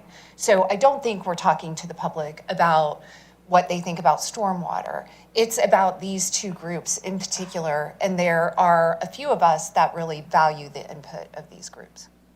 Councilmember Bromley, and then Beeson, then Bexels. To reiterate what Councilmember Philippi was saying, I'm very grateful for the Parks Department to have waited until my term started to have a little bit of input at the very beginning of the design. I mean, I understand that, it was done late last year, but just with many things that have been dumped on my lap, this little stop of a couple of weeks gives us a view on what it is to start a new project. But also, it also gives us the opportunity to change some things that have changed ever since. Like what happened, Roswell was supposed to have 2 areas of pickleball. Well, as of last night or 2 nights ago, we only have 1. So this gives us an opportunity to address that. And I think that's a good thing, not just keep on going with this. Same thing with the softball. We haven't had a conversation with them. And like Councilmember Felipe said, I don't think it needs to go out to the general public either. I think we just need to engage those specific groups because they were, kind of like now they have become part of it. Like last year, softball wasn't part, now it is part. Last year, pickleball wasn't part, now it is part. So now we can do this. But, I definitely am not asking to completely change this park and take away the softball fields and make it into anything else. No, those priorities were okay. I think it's just those 2 groups of stakeholders that we have an opportunity to do something before, at the end of it, we finish the park, we deliver it, and then we don't have, accommodations for that. It's just gonna be extra money. That's all. Councilmember Beeson. I understand the cost request. You're asking us what level for engagement. Based off of your understanding of the city's core competencies, the fact that Rec and Parks is aware of the demand levels, you're aware of all the stakeholder organizations, you have all those contacts, it's been an evolving discussion. Is this public outreach process something that we can lead internally and not have to sub it out to the contractor? And would there be a cost savings if we did so? Or time savings? At the surface, I would probably defer to our CIP team to address that. I would think that anything we're able to do internally versus push out to the contractor, anything we engage with the contractor is going to come with a cost. So if we are asking them just to engage with our 2 stakeholder groups and we want them to sit in that meeting and listen to those conversations to go through that process, it will be a cost. It's an hourly rate. Yeah. I love a rate sheet. It's going to cost us to do that. Can we take that conversation internally and speak to those 2 groups specifically? I think yes, we could. I would challenge that. I don't know that we know who our tennis group is currently that's occupying that space to be able to engage at a wide, broad scope to get them at the table for a conversation. Not saying we couldn't. I just don't know who that is right Alta now. might know. Yeah. So I would just say, for the sake of time and my sanity and the fact I'm still under the age of 40, can we possibly table this discussion for the time being, or at least bring it to mayor and council at at the next meeting where you guys have some time to do some cost estimation on your end to see if it would be more cost effective to do this internally? Is that? I'll defer to Brian Watson. Oh, Brian, I finally got you in. Thank you. I think I like where Councilmember Brumley is going with it. We don't need to have a public outreach, is what I understand, is we are professionals. We are programming. We know what the needs are. We know who we're programming to. We know who you have contacts to all your players of tennis, pickleball, and any other stakeholders. We hear from the public all the time. Our emails get blown up about this stuff. We have enough feedback if the question is just about that little area where those 4 courts are and what's going to happen there. I think that we could make a decision on behalf of the residents. That's what we're hired to do. This process has just been slowed down, and we've got to get it moving so that the construction the design process can get started. And as far as I'm concerned, I don't think that we need to expend dollars where, honestly, they're not needed. One second. Councilmember Zach first. Go ahead, Councilmember Zach. Yeah, I think I was going to start off basically saying exactly what Sarah was going to say, maybe with a little addition, and so there's some echoing of Christine Hall's statement as well. The only different perspective I want to add is the reason I know people care so much about pickleball is because we did something and people reacted to it. So I at least want to give an opportunity to message to the public, hey, what would you want to see? Because it's possible there's something that people really care about that I don't know about. And at least given that opportunity as part of this process, but I generally agree that I think we kind of know pickleball and softball are people are very passionate about for different reasons. So my recommendation to ask is, it sounds like we're coming to like a different approach, which I think makes sense, but I do think we should include at least an opportunity to say like, hey, we haven't done anything to upset you yet. What would you like to see? And maybe we'll get some feedback from very positive, happy people about a new thing that we didn't know. Councilmember Sells? Yeah, I agree that we limit this to a few people, as I think that's what you guys are saying. I agree with that. And like I say, time is of the essence here. We've waited a long, long time on this. And by the way, I mean, the public they all have our email addresses. We hear from them constantly. So I don't know if saying, okay, we have 3 months to send us an email, or 2 months to send us an email, or 1 month to send us an email. And oh, by the way, we're going to send you an email to tell you that you have 1 month, 2 months, or 3 months to do that. I don't understand how that changes anything. So I would be all about you having some conversations with the stakeholders.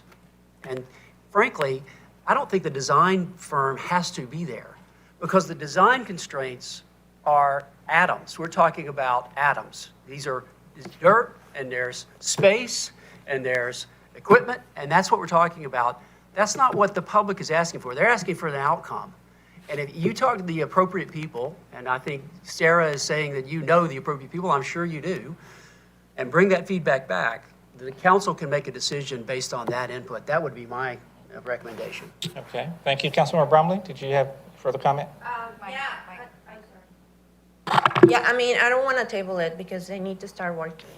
If we can, the third option, can that be just limited to those groups that whose input we need now? Yes, it can be. Can we just do that? Yeah. Go ahead, Brian. Sorry. Yeah, so the reason I got up here, sorry, is one, not that Stephen and Corinne couldn't handle this, but I wanted to address kind of what Councilmember Beeson said. I don't think it'd be a good idea to table this. The idea for the public involvement was to have an amount of money that was allotted in case council wanted to have some sort of public engagement, right? When you go through the list, can you go back to the list of all those items? Into what Councilmember Sells was saying, high probability that the budgeted amount right now is not going to be able to handle all these items, okay? Like, where is it going to happen? Don't know right now, but the top two being the baseball fields and stormwater have to be addressed. How far we can go down, we don't know right now. I'll just tell you that right now. So the idea wouldn't be to come back and say, you know, what does the public want that's not on this list? The idea was just to be able to have some sort of a task that's already identified. So if mayor or council ever came and said, hey, can we have a public meeting, that it's already planned, that it's already programmed. If mayor and council say they don't want to have anything, that's fine. This is not going to stop the project, but I don't want to put the project on hold. I'd actually want to move this forward so that we're able to engage the consultant now and to be able to move forward on the project. To clarify, not to table it indefinitely, but table today's conversation, because I don't think the plane's going to land on these 3, 4, 5 options. But in terms of, I would like to see some internal pricing, if there would be some cost savings as opposed to subbing it out to the contractor that could come to because this has to come to a council meeting. So this would move forward theoretically, authorized by mayor and council, because it has to come to a council meeting, right? Or if the design component is a part of this, yes. If the design component is not a part of this? I'm sorry, the design contract obviously is what we're looking at right now, the design contract. We're approving the contract regardless. We're just trying to decide if there's a budget amendment as part of the contract, I thought. No. So, no, that full amount there is, right there, includes right now the highest option. Oh, got it. Okay, Okay. so your not to exceed includes. It's a not to exceed, so it was to allow at the front of this project as much flexibility for mayor and council to say, hey, I would like to have this meeting, and I don't want to have the contractor there or the consultant there, fine. But it was to be able to have it now so that you all were aware as we went into the design process, what was part of that actual contract. Councilmember Brumley. So if we approve this, and then you end up doing, my suggestion was option 3 with just the stakeholders. If, in essence, we would only spend like 640 or whatever. I don't know what it is. Yes. It would be less, but it wouldn't be 640, it would be less. Councilmember Zach, and then I'll get you. Okay, Councilmember Zach, and then Councilmember I'm Hall. fine with voting then. I want to echo Sarah's sentiment that getting public feedback for design stuff is something I'd really want to build a competency within staff to do instead of going to design firms and having been part of that process. And even looking at kind of what you talked to, Brian, of kind of figuring out if we don't have enough money to make all the priorities, getting that feedback of what we can do is something I think staff could kind of build that muscle and build that competency. And to Sarah's point, that could be, I don't know if it's part of the CIP group, that's not part of my decision-making, but I think that's something like we could take that internally for cost savings and have a repeated process that I think we could control. It makes a lot of sense to me. So I just at least want to echo that sentiment. Councilmember Zach, Councilmember Hall. Okay. I don't know if we're all saying the same thing in different ways, but would you be amenable to moving the design contract forward with an option 4, and that option 4 being for 0 outside dollars, but being for inside work, as council members Brumley and Zach and Beeson, I think, are saying that our staff will do that work instead of the contractor doing the work, to reach out to the stakeholders and get feedback, and then we can pile on with any of our feedback that we get from the residents. That would be my proposal. That's what, Mayor Robichaud. Can you go back to the priority list, please? So again, and what I also hear though, and I appreciate the concept of we have X amount of dollars to spend in totality. This is everything we would love to see happen. It's not going to happen at that level. So it's great to say we're only going to talk to baseball, softball, and pickleball. I read playground improvements. I read campground improvements. I read trails. So I want to be very careful when we say we're only going to let one group of users of this park make the kinds of decisions as where the money is totally spent. So when we talk about, and I have no problem with staff, with council working to do community input into this, but I think to make a statement that the only stakeholders involved in Hembry Park is softball, baseball, and pickleball users, or tennis, because I read other things that would be an opportunity. So if I have X dollars, is it a high, we may find that we have more young families who really want that playground really well done versus even bothering with tennis, pickleball courts. I mean, I don't know the dollar figures, but I personally think we need to hear from those communities that use the park in its totality, not just one special group. And I agree, baseball fields are important. That's where my sons played baseball. So yes, it is very, very important, as is softball. And I understand the mound difference is going to be an issue of whether or not they can go back and forth between the two types of sports. But so that would be my consideration, to say I think, while I do think we could do it internally, I would be very cautious about saying we're only going to talk to one or two specific groups to lead this and help us make even those financial decisions when we have to make those financial decisions. Councilmember Hall? I'm sorry, Brumley? I'm sorry. Thank you. Councilmember Hall and then Brumley. I'm also replying to the mayor's comments. I believe that as part of the design, they will incorporate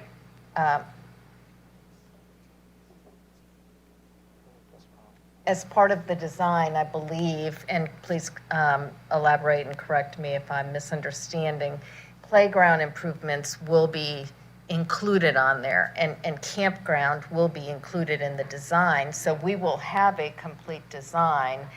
The question is, there's limited amount of place where you can put courts, for example. And that's the area, I believe, that they are looking for more feedback. And then as far as on the funding schedule, that's a different, that's a I guess what I'm saying is I appreciate that, but I do feel, and I appreciate it's all going to be on the design, but when it comes down to, from my perspective at least, mayor and council to make those funding decisions, we should know what the totality of the community wants and have to weigh all of it and not just base it on some very specific limited groups that would be utilizing the park. That's all I'm saying, because I don't know how much money, I don't know what all the design costs are going to come in. I don't know those things at this point in time. So that's what I'm saying. Councilmember Brumley. These design sessions were done last year, right? That, for the design intent outcomes, Yes. Yeah. Yeah, those are the priorities. and they came from the public. Yes. These came from our internal design process Mm-hmm. that included the stakeholder group of the Roswell Youth Baseball Association in our program. Mm-hmm. Slide 1 or something. You had Roswell Youth the report. Baseball are the only ones who gave input into it. Councilmember Brumley, will you? But no, I was just trying to, You had the cover of the report, so she can reference this one. It's in this. so there has been a conversation with the public already about this park. So, it's already done. So what I'm trying to make sure is that those couple of things that were addressed there, we add them. I'm not trying to do the whole thing. It's just that this that is left Well, over needs let's to be done. clarify what I just heard you say. This project, these priorities were taken from input from Roswell Youth Baseball, which is great, and who else? It would have been our staff evaluating historical data, and I apologize, I should have No, mentioned that. okay, But and there's who a else? 2022 master plan, so staff would have dug into the community input process there, as well as what staff programming internally in the Roswell Youth Baseball Association. So any other public entity, public residents besides Roswell Youth Baseball Association and groups, did they have input into this priority list? Yes, right there. In 2022? Correct. I'm sorry, it's 2026 now. Those priorities may have changed. Councilmember Beeson. You go to option 2.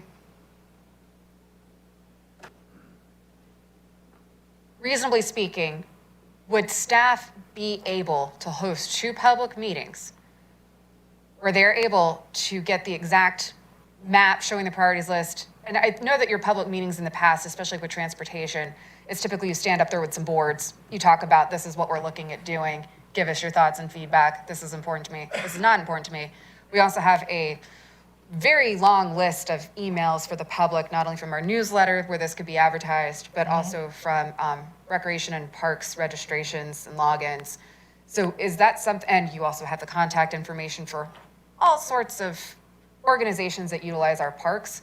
So just in the interest of time and the interest of moving this item along, can we remove the public engagement options from the scope of work for this design contract with the understanding that we can handle it internally? Is that something that you would stand by confidently, or no? Is this something you would prefer the contractor to handle? Can you do it? I'll take this on. I'll take this on. Because what I heard was via consensus, I believe, of the elected body is to move this item forward in terms of contract award and then design a process internally that would engage various stakeholder groups and the general public. We can design a way to do that. And that would be the public engagement component that would garner additional information and bring back to you. That way we can continue to move this forward, access that information and provide it to you. Is that fair? Can we make a motion on that? Yes. What do you just I said? can't make motions, so. I second Randy. Yes. No. Yes, but design it so it's repeatable. So we Yes. can come You're to this. systematizing it. Yeah, yeah, Yes, thank yeah, you. yeah, yeah.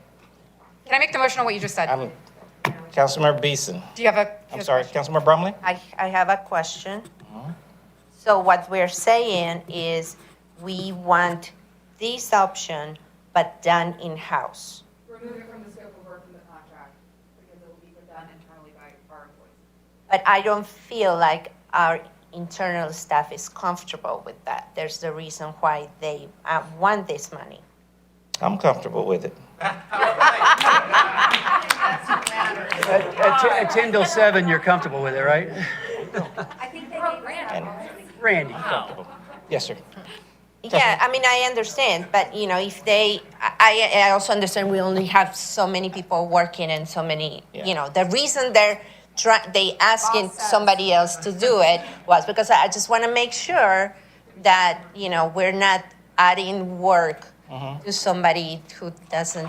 Well, I'll address that. I think our staff is quite capable, certainly has great expertise in many fields. I think part of what I'm hearing as well is being able to set up an apparatus where we can conduct public engagement meetings ongoing and putting not only the structure around it, but perhaps also putting some measurables around it and how we engage the public for this project, but ongoing.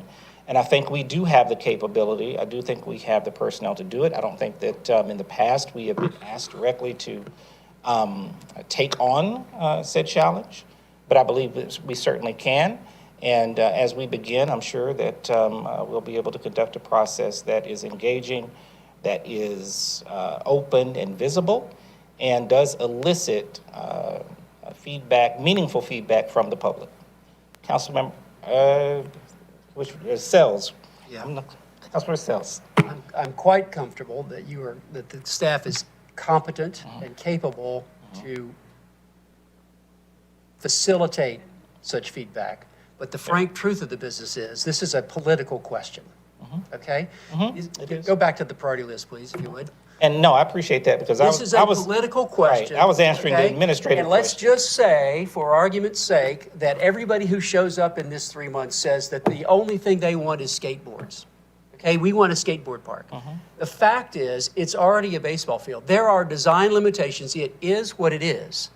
And so we're going to a plebiscite to have this conversation and asking staff to determine a political outcome, a political response, because that's what this is. It's the allocation of public resources from this list with open-ended questions. I think that that is a recipe for disaster, and frankly, they gave us in 2022, you can say that's the way government works. This is why government is so frustrating to people. Okay? We asked them questions. We went through a process. We got some feedback. We started a design. We did a bond. This has been coming for years. And here we are, 4, 5, 6 months later than it was supposed to be started, and we're still talking about it. That is government misfunction. Thank you. All right. Do we have, yes, Councilmember Brumley. Just to make sure that, I mean, like we said, we're gonna have start to stand up a process to do this, but for this specific thing that they need, are we time boxing? Are we gonna say that we're gonna do option 2 internally, but it's also gonna be 2 months? No, that's not what no, Okay, I'm confused. no. Mr. Watson, please, go ahead. Just so that I understand, to make this easy, so right now what we'll do is if this gets moved forward, and I would just say that you would all vote for this minus the consultant public involvement task. And then when it comes to mayor and council, the adjusted amount, can you go to the very end? That 680, 837 would just be reduced to exclude that amount. So it would just be the design of the park. So it would go back to, and there would be no consultant public involvement. It's not that there wouldn't be public involvement, there's no consultant support on public involvement. I understand, but you guys also need a date for this to be over so you can move on to the next step, right? That's correct. No, yeah, I mean, I think your point is no further delay. That's not what we want to do. We want to go ahead and have this, if you all approve this, moving forward with some level of stakeholder engagement over the next couple of weeks, this parallels potential approval so we can move this forward without any further delay. It would not add any time, it would not add any time to the design schedule as mentioned. So it will go into design immediately without asking the stakeholders that we want to. If you approve it. Can you start the design without that input? Well, we can't start a contract until we have approval from mayor and council, which comes through the mayor and council meeting. And as soon as we do that, we can give the consultant a notice to proceed, and then they can move forward with that. But at that point, we will have already had the input that we're requesting or not? In the next 2 weeks, no, not that type of input. We're not going to know where the dollars are going to lay out until we get through the concept design. I think I'm not understanding. So right now, we want to approve, so this intent goes to the design firm, right? The contract, if the contract were to be approved on April 13th, it goes April 13th. At that point, it will be provided to the award will be provided to the contractor. At that point, everything begins at that point. The changes to the design intent, when does that happen? So the design intent is already set. That was used for the basis of what we put out in a scope to our design firm, so that they understood before we even started having a conversation what we had determined to be the priorities as we start to look at this process. I think my recommendation, if we move forward, is that we need council to authorize us to enter into a contract with RK&K, and we need to have a not to exceed dollar amount. So right now, the proposal is a not to exceed 680. If we pull out all the public input options, which were 34,500 at the max, the not to exceed is 646,337. My recommendation per the council would be to authorize approval for the city to enter into a design contract with RK&K not to exceed the 646,337, which pulled out all the design public input dollars that would have been used with that firm. That does not mean that staff can't internally go through that process as we work with the design firm parallel. So that's what I wanted to know. So the input from the stakeholders will be done in parallel to the work of this firm. Which would thereby not exceed the timeline either. Okay, that's what I didn't understand what the process was. If we needed to give them something, or if it's because I didn't know if what we gave them, that's it. And if we need to change something, that will change the scope and the budget for the design firm. But if you're saying it's something that is in parallel, then that makes more sense to me. Thank you very much. I just want to be very, very careful, because what I read right here, I appreciate the number one level was at the 34,000. What I read right here, you were recommending technically the number two option, which is only 1560. So you're not pulling out 34. So if I pull out only 1560, it comes out to 66,237 if we're going to approve a certain dollar amount. Well, we do need to look at the numbers, and that's I don't want to label them that we're pulling out more than what you might need at your maximum, or am I getting that wrong? Go ahead, Jeff. Say, if the motion wants to be made as staff is requesting approval to enter into a design contract authorization with RK&K for Hembry Park, I would recommend making the motion that way. You don't have to do the dollar amounts tonight. We can figure out the dollar amount on the back end and put that on the agenda for the council meeting, just to. Will that eliminate any of those 1, 2, and 3s? We don't. We wouldn't need them, yes. If we're not doing that, we can figure out the allocation of money. RK&K is not the consultant. No, Yes. that's who the contract is with. Correct. But Yeah. they're not the outreach people. Correct. That would be done in-house. So it allows this to move forward to council for this contract, and then we can figure out what the allocation of the funds is once the math has been done. Mr. Watt. If we still have a not to exceed amount and the amount changes between now and council, can it come straight to consent? And I think that was Councilmember Beeson's question. Or does it have to go into regular agenda? No, it can go straight, it can go on consent. So I don't have to relive this. Correct. Yes. We get to hear the presentation all over again and rehash it, starting from square one. It can go to consent, even without the motion being made with the not to exceed amount. So to confirm the mayor's, 665 is the amount. I don't have to have it. No, we don't. I just didn't want to hamstring you guys Yeah. with an amount. So you said the Right. amount at this point.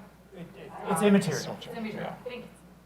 So we can do 680 and then. Can I make a motion? Yeah, someone make a motion. Can anybody make a motion? Sarah, go.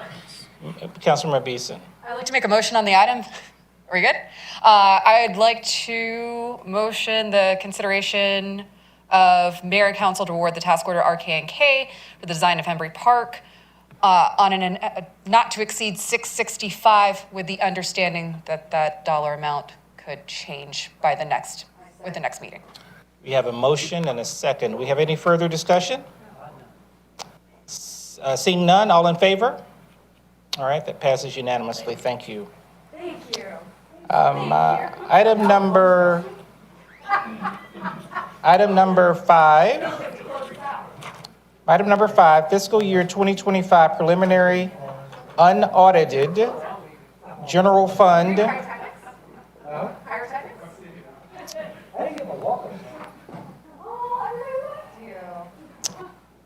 Item number 5, fiscal year 2025 preliminary unaudited general fund budget to actual presentation.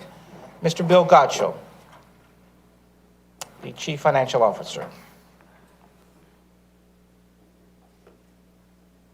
Thank you, Mr. Knighton. Thank you, Mayor, Council, for the opportunity to present our financial results unaudited for the year ended 12/31/2025. This intended to provide a clear, transparent view of where we expect to end the year financially. I say expect because we are still closing out certain items in the closeout process that we hope to wrap up by the end of this month. And then we'll also talk a little bit quickly about what's going forward. Okay. So first will be a high-level overview of the general fund, where we basically landed in 2025.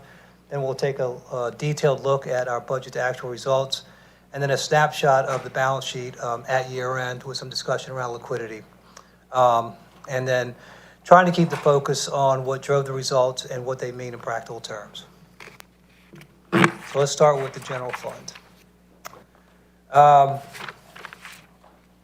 Before we start diving into the numbers, I've had some questions about a couple of line items on here, one being the prior year revenues and the other being encumbrances and carry forwards.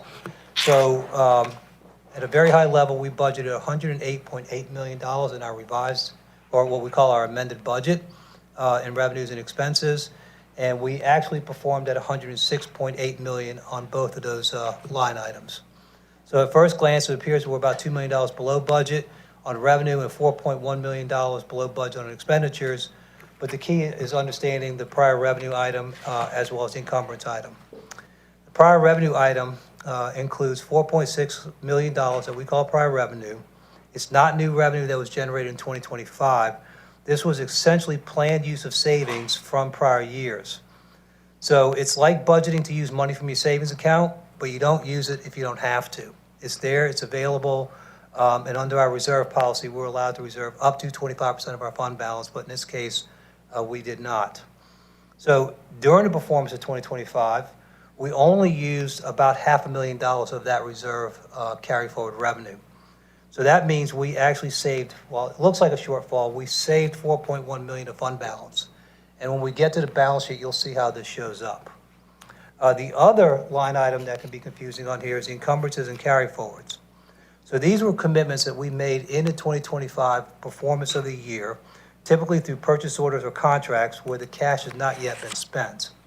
So while it appears that we are under budget in 2025, we really are not, because the money's been spoken for and will be spent on a cash basis in 2026, but it's been encumbered and promised in 2025. So again, another analogy, simple to think of, you write a check in December, you close a year end, the check actually goes to the bank in January, you don't have that cash in December because the check's out of your hands at that point. So it's a timing thing. So to go into the actual details of budget to actual, again, total revenues came in about $2 million below budget, but this does require some context. The primary driver of this is lower use of primary revenues. If you notice, the prior year revenues is 4.6 million. We actually used 0.5. So it looks like we're $2 million short on revenue, but really we're $2 million ahead, and we get to save $4.1 million in fund balance. Property taxes exceeded budget by $800,000. Sales tax exceeded budget by $800,000, and investment income exceeded by $300,000. The drivers of these numbers in particular were continued economic strength in sales for Fulton County. As you all know, we have a revenue sharing arrangement on sales tax with Fulton County. So our sales tax performs in accordance with Fulton County sales tax. We do not have a mechanism through the state collection of tracking specific Roswell sales taxes. But we do have a rev share arrangement with Fulton County where we receive a certain percentage.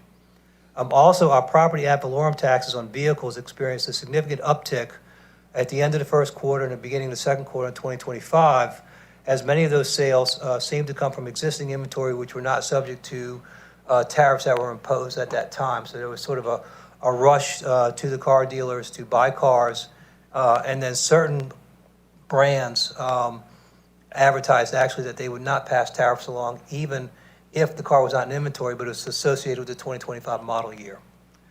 We also had favorable interest rate conditions for short-term investments. Shortly into 2025, rates ticked up before they ticked back down. We were able to take advantage of that movement of rates and investments up, and we were able to take advantage of the movement of rates down to price the PFA in 2026. Going to expenditures, total expenditures came in $4.1 million below budget, but again, part of that is timing. The $2.1 million is related to encumbrances, which I already spoke of. These monies have been committed but not yet spent. The remainder is a reflection of the discipline of our operating departments, as well as our support departments. Salaries and benefits were below budget by a fairly significant amount, 1.1 million, primarily due to vacancies and timing of filling those vacancies. And the biggest driver in the timing of filling those vacancies is that we are facing a competitive marketplace for talent right now. And it's a challenge in some roles to bring people in, but our overall turnover rates are very low in general and when compared to other municipalities. Our operating costs were well controlled, coming in nearly 2.2 million below budget. Several departments, especially Parks and Recreation, did a really good job of controlling their spending and creating meaningful savings. So we had some strong budget management overall across the organization. Now, we'll talk about Councilmember Sell's favorite statement, the balance sheet. He loves it. Every good finance person at heart loves the balance sheet. So this is a reflection of basically what we own, what we owe, and what we have in reserve to finance or absorb problems in the future. So at a very high level, cash and investments decreased by approximately $7.2 million. Part of this is finishing ahead of budget, and part of this is timing on payments of receivables and payables and collections of billings. Our total assets increased about $5.3 million overall, and our liabilities remain relatively stable at the general fund level. Now remember, we track some of our other debts, like the PFA debt for Sproul goes into its own fund outside of the general fund. So we did borrow that. We did the second tranche in 2025 for the bonds, for the general obligation bonds. So those also show up in their own project funds and bond funds. I think in summary, what we can I think also the highlight number here for me is the unrestricted fund balance has increased by $4.7 million or 13%. And when we talked about those carry forward revenues, part of this increase in fund balance is that we did not use those carryover revenues or those prior year revenues from 2024 in 2025. So part of that is funding certain priorities in 2026, and the rest of it goes to strengthen up our balance sheet. And why is that important? And I think it's really important to note that having a larger balance sheet allows us to absorb more risk in our expenditure budget. State of Georgia has certain reserve policies, and there are other organizations that have best practices. Most of them range from 2 to 3 months of fund balance to cover operating expenses, say 16% to 25%.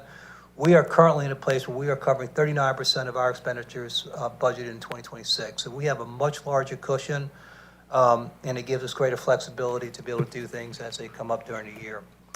I think another thing that's important about this level of liquidity and this level of fund balance is a key driver in the credit rating agencies when they look at our balance sheet to say, what type of credit risk is Roswell?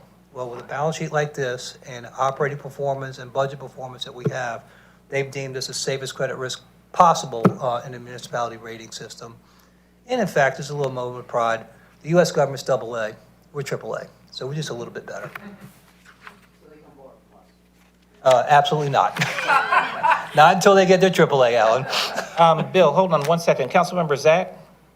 Hey, just for public consumption, can you talk about how unrestricted doesn't mean it's not encumbered? That's a great question, Councilmember Zach. In this case, in particular, as we talk about how we have encumbered funds rolling forward, yes, they are sitting in fund balance and unrestricted fund balance, but they are dedicated and spent in essence. So, but we've incorporated them in the budget. So if everything plays out the way it's supposed to play out, we will replenish those monies in 2026 through other savings. So yes, it stays unrestricted, it's encumbered, but we do plan to refresh that balance. Councilmember Sells?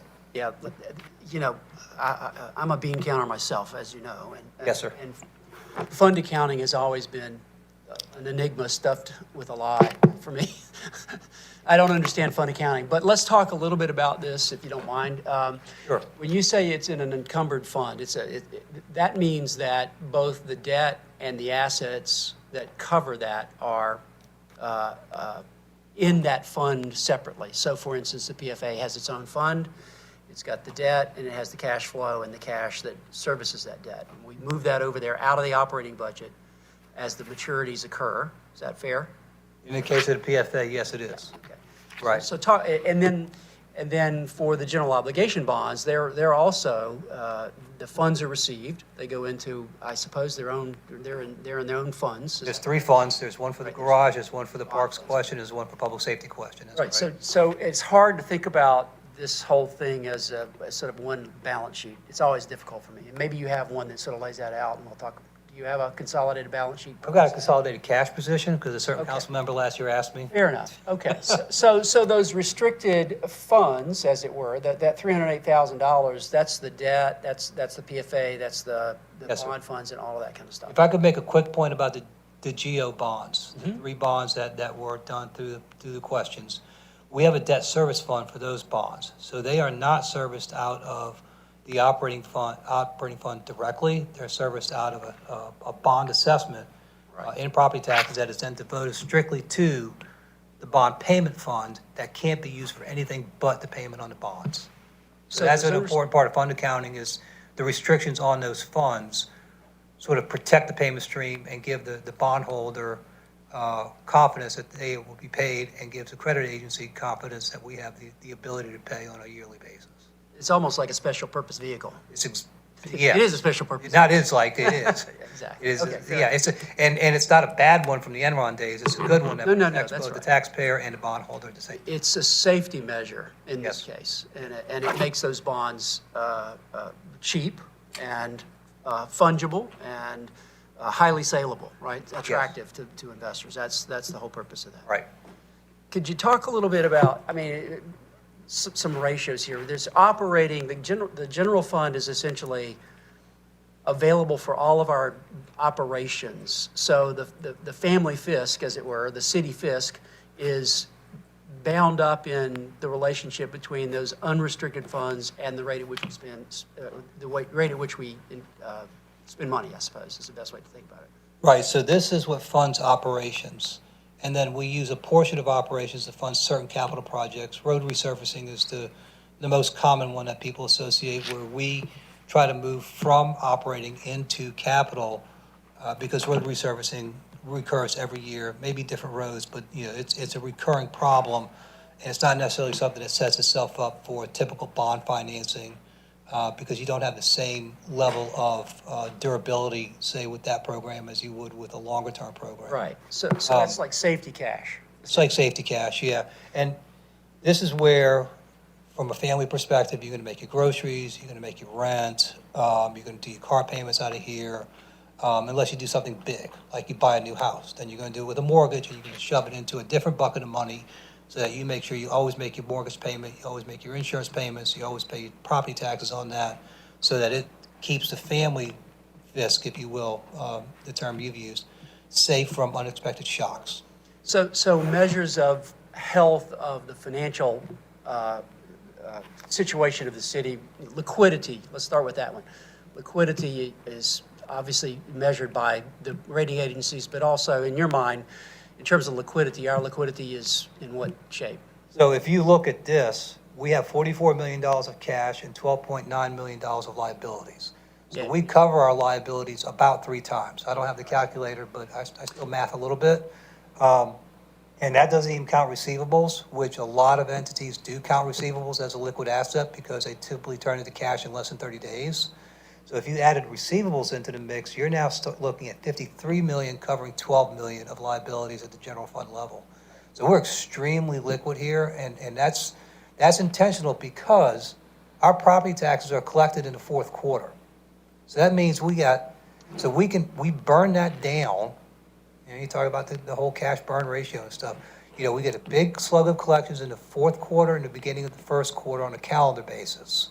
And our fiscal year is a calendar basis. So we have to use that cash wisely in the end of the first quarter, through the second quarter, through the third quarter, until we get to replenish that. Now, we have other forms of revenue coming in on a more straight line basis, such as sales tax revenue, some occupational revenue, some other fees and things like that. But the big driver here is property tax and sales tax.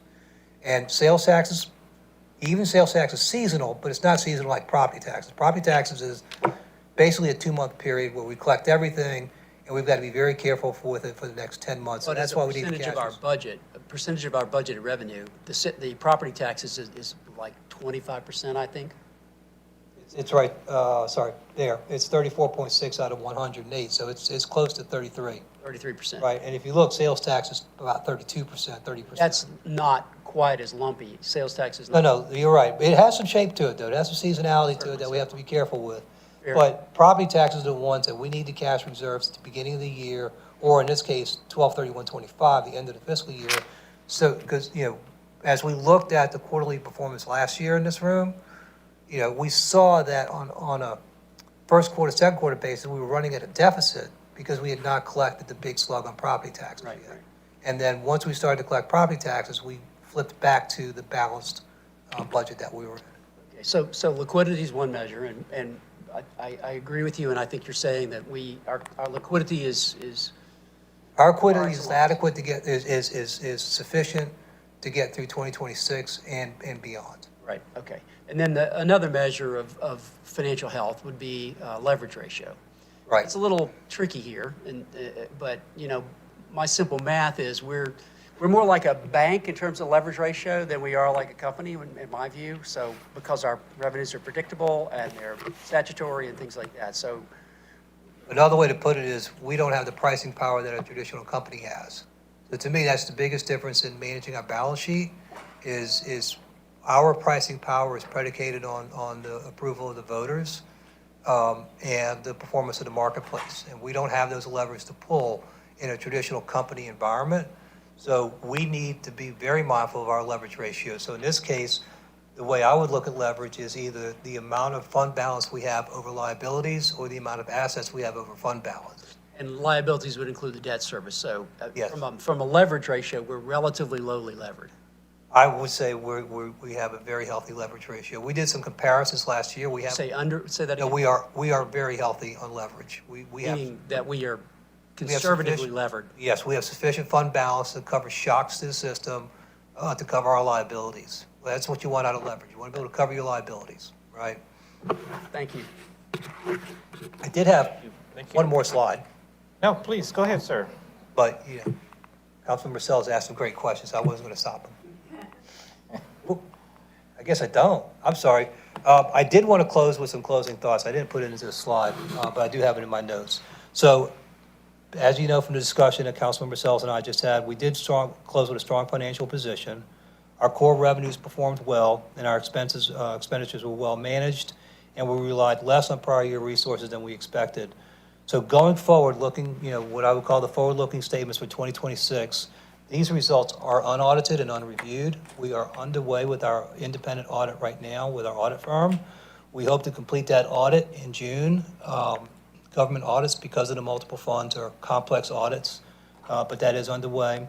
We hope to finalize the encumbrances and the carry forwards by the end of this month so that we have a true picture of how we've closed out, but we do not expect material changes to come from that process. And then as we look forward in 2026, we hope to improve on the quarterly reporting process that we put in place last year, providing more information around how financial performance is driven by operating performance and how operating performance is driven by financial health. So those are our goals at a financial level from a stewardship level in 2026. Thank you, Mr. Godchell. Thank you very much. Good information. Councilmember Zach. I only have one quick question of interest. So for our interest revenues, like what is our percent and where does that come from? I don't need in detail. I'm just kind of curious. You mean interest, like investment earnings? Yeah. Yeah. So most of it is the unspent bond proceeds that are invested, T-SPLOST proceeds that are invested. So as we collect big pockets of money, we have certain options that the state allows us to invest in, either Georgia One or equivalent funds that meet their safety standards. And we have a treasury function in the city. We work with an investment bank to help us on the advisory side, but we do the treasury management mostly through our Deputy Director of Treasury. And she basically is analyzing which funds are returning the best yield. And we hold a piece of those back because particularly the general obligation bonds and the PFA bonds have a spending requirement if they're tax exempt bonds. So the IRS prevents you from earning excess interest earnings. It's called arbitrage calculation. We do this once a year to figure out what we have, what we owe on the arbitrage calculation, and we make sure we keep that investment earnings reserved and off the budget and sort of, in essence, off the balance sheet. We don't recognize those because we know we're going to have to pay them to the IRS, but that means we're earning more interest than we're required to pay. So that's net a positive thing. And so we just want to make sure we don't get upside down on our. You know, you talk about being a bank. I mean, interest margin is extremely important here, and that's also a very important measure in banking. So, you know, we monitor. You won't always see the investment earnings hit because we have to keep a piece of it back to pay the arbitrage payment. Okay, good. Thank you. Councilmember Sells. One last question. One of the things I'd like to see on the balance sheet, or one question that I have, is where are we on the unfunded liability for the pension? Did you ask about the pension? I'm sorry. Pension. The pension, yeah. So the pension status hasn't changed from last year yet. We did make our payment, so we should be at approximately $26 million unfunded. We're examining some options, but we are still on track to reduce that pension liability in the next 14 years. So if you remember when I presented on the pension liability back in September, October timeframe, it took us about 14 to 15 years to build up the unfunded liability, and we have a plan that will work it down without undue pressure to the general fund. It creates pressure on the general fund, but not the pressure that you encountered in 23 and 24. Have we taken any measures to reduce the growth, specifically around, like buying out, or have we looked at any personnel issues or ways to approach that? Is it continuing to wax, or is it waning of its own terms? So we have a benefits committee that was approved by the council a couple years ago. It's fully operational now. We've met 4 times, 3 times? Yeah, 3-4 times. Yeah, 3 or 4 times now. And one of the mandates we've asked our consultants to do is to examine those curtailment options that would slow the growth of the benefit expense. Some of them are riskier than others, and I personally am not comfortable with the legality in Georgia. I'm not saying they're illegal ideas, but Georgia, every state has different regulations around these. So transferring pension risk is a touchy situation. And we're looking very closely at that, but we're also working with the lawyers to make sure that we don't, step out of bounds on that. Transferring to, by how? I'm sorry, I'm not Like tracking. through annuity basis or something like that. There's ways to transfer pension risk to third parties. Buy them out with an annuity, is that what you're saying? Like- You give them an annuity and a funding stream, and they make a commitment. But it's like any annuity, you have to really be careful what you're buying and what you're getting for that annuity. And the credit rating of the credit standing of the annuity provider. That's one of the options we are looking at, but we're not very far along in that. It's a risky proposition. Thank you, it's a sore subject for me. All right, thank you. Yes, Councilmember Hall. I won't ask you to review it in this meeting, but if any of our new colleagues have any questions about the unfunded pension liability that was discovered in the last couple of years, or last 3 years, just ask our Yeah, I think- CFO to explain it to you. Yeah. And to that end is pertinent to Councilmember Sells' question as well. We can take a deeper dive into some of the options the pension committee is taking a look at, along with the consultant, germane to your question as well. Yeah. No, I think that would be helpful, actually, yeah. Okay. All right. Any further questions or comments regarding this item? Seeing none, I believe that does conclude our agenda for the evening. And with that, if there is no further business, we would entertain a motion of adjournment by Councilmember Philippi, second by Councilmember Brumley. All in favor? All right, that passes unanimously. Thank you very much.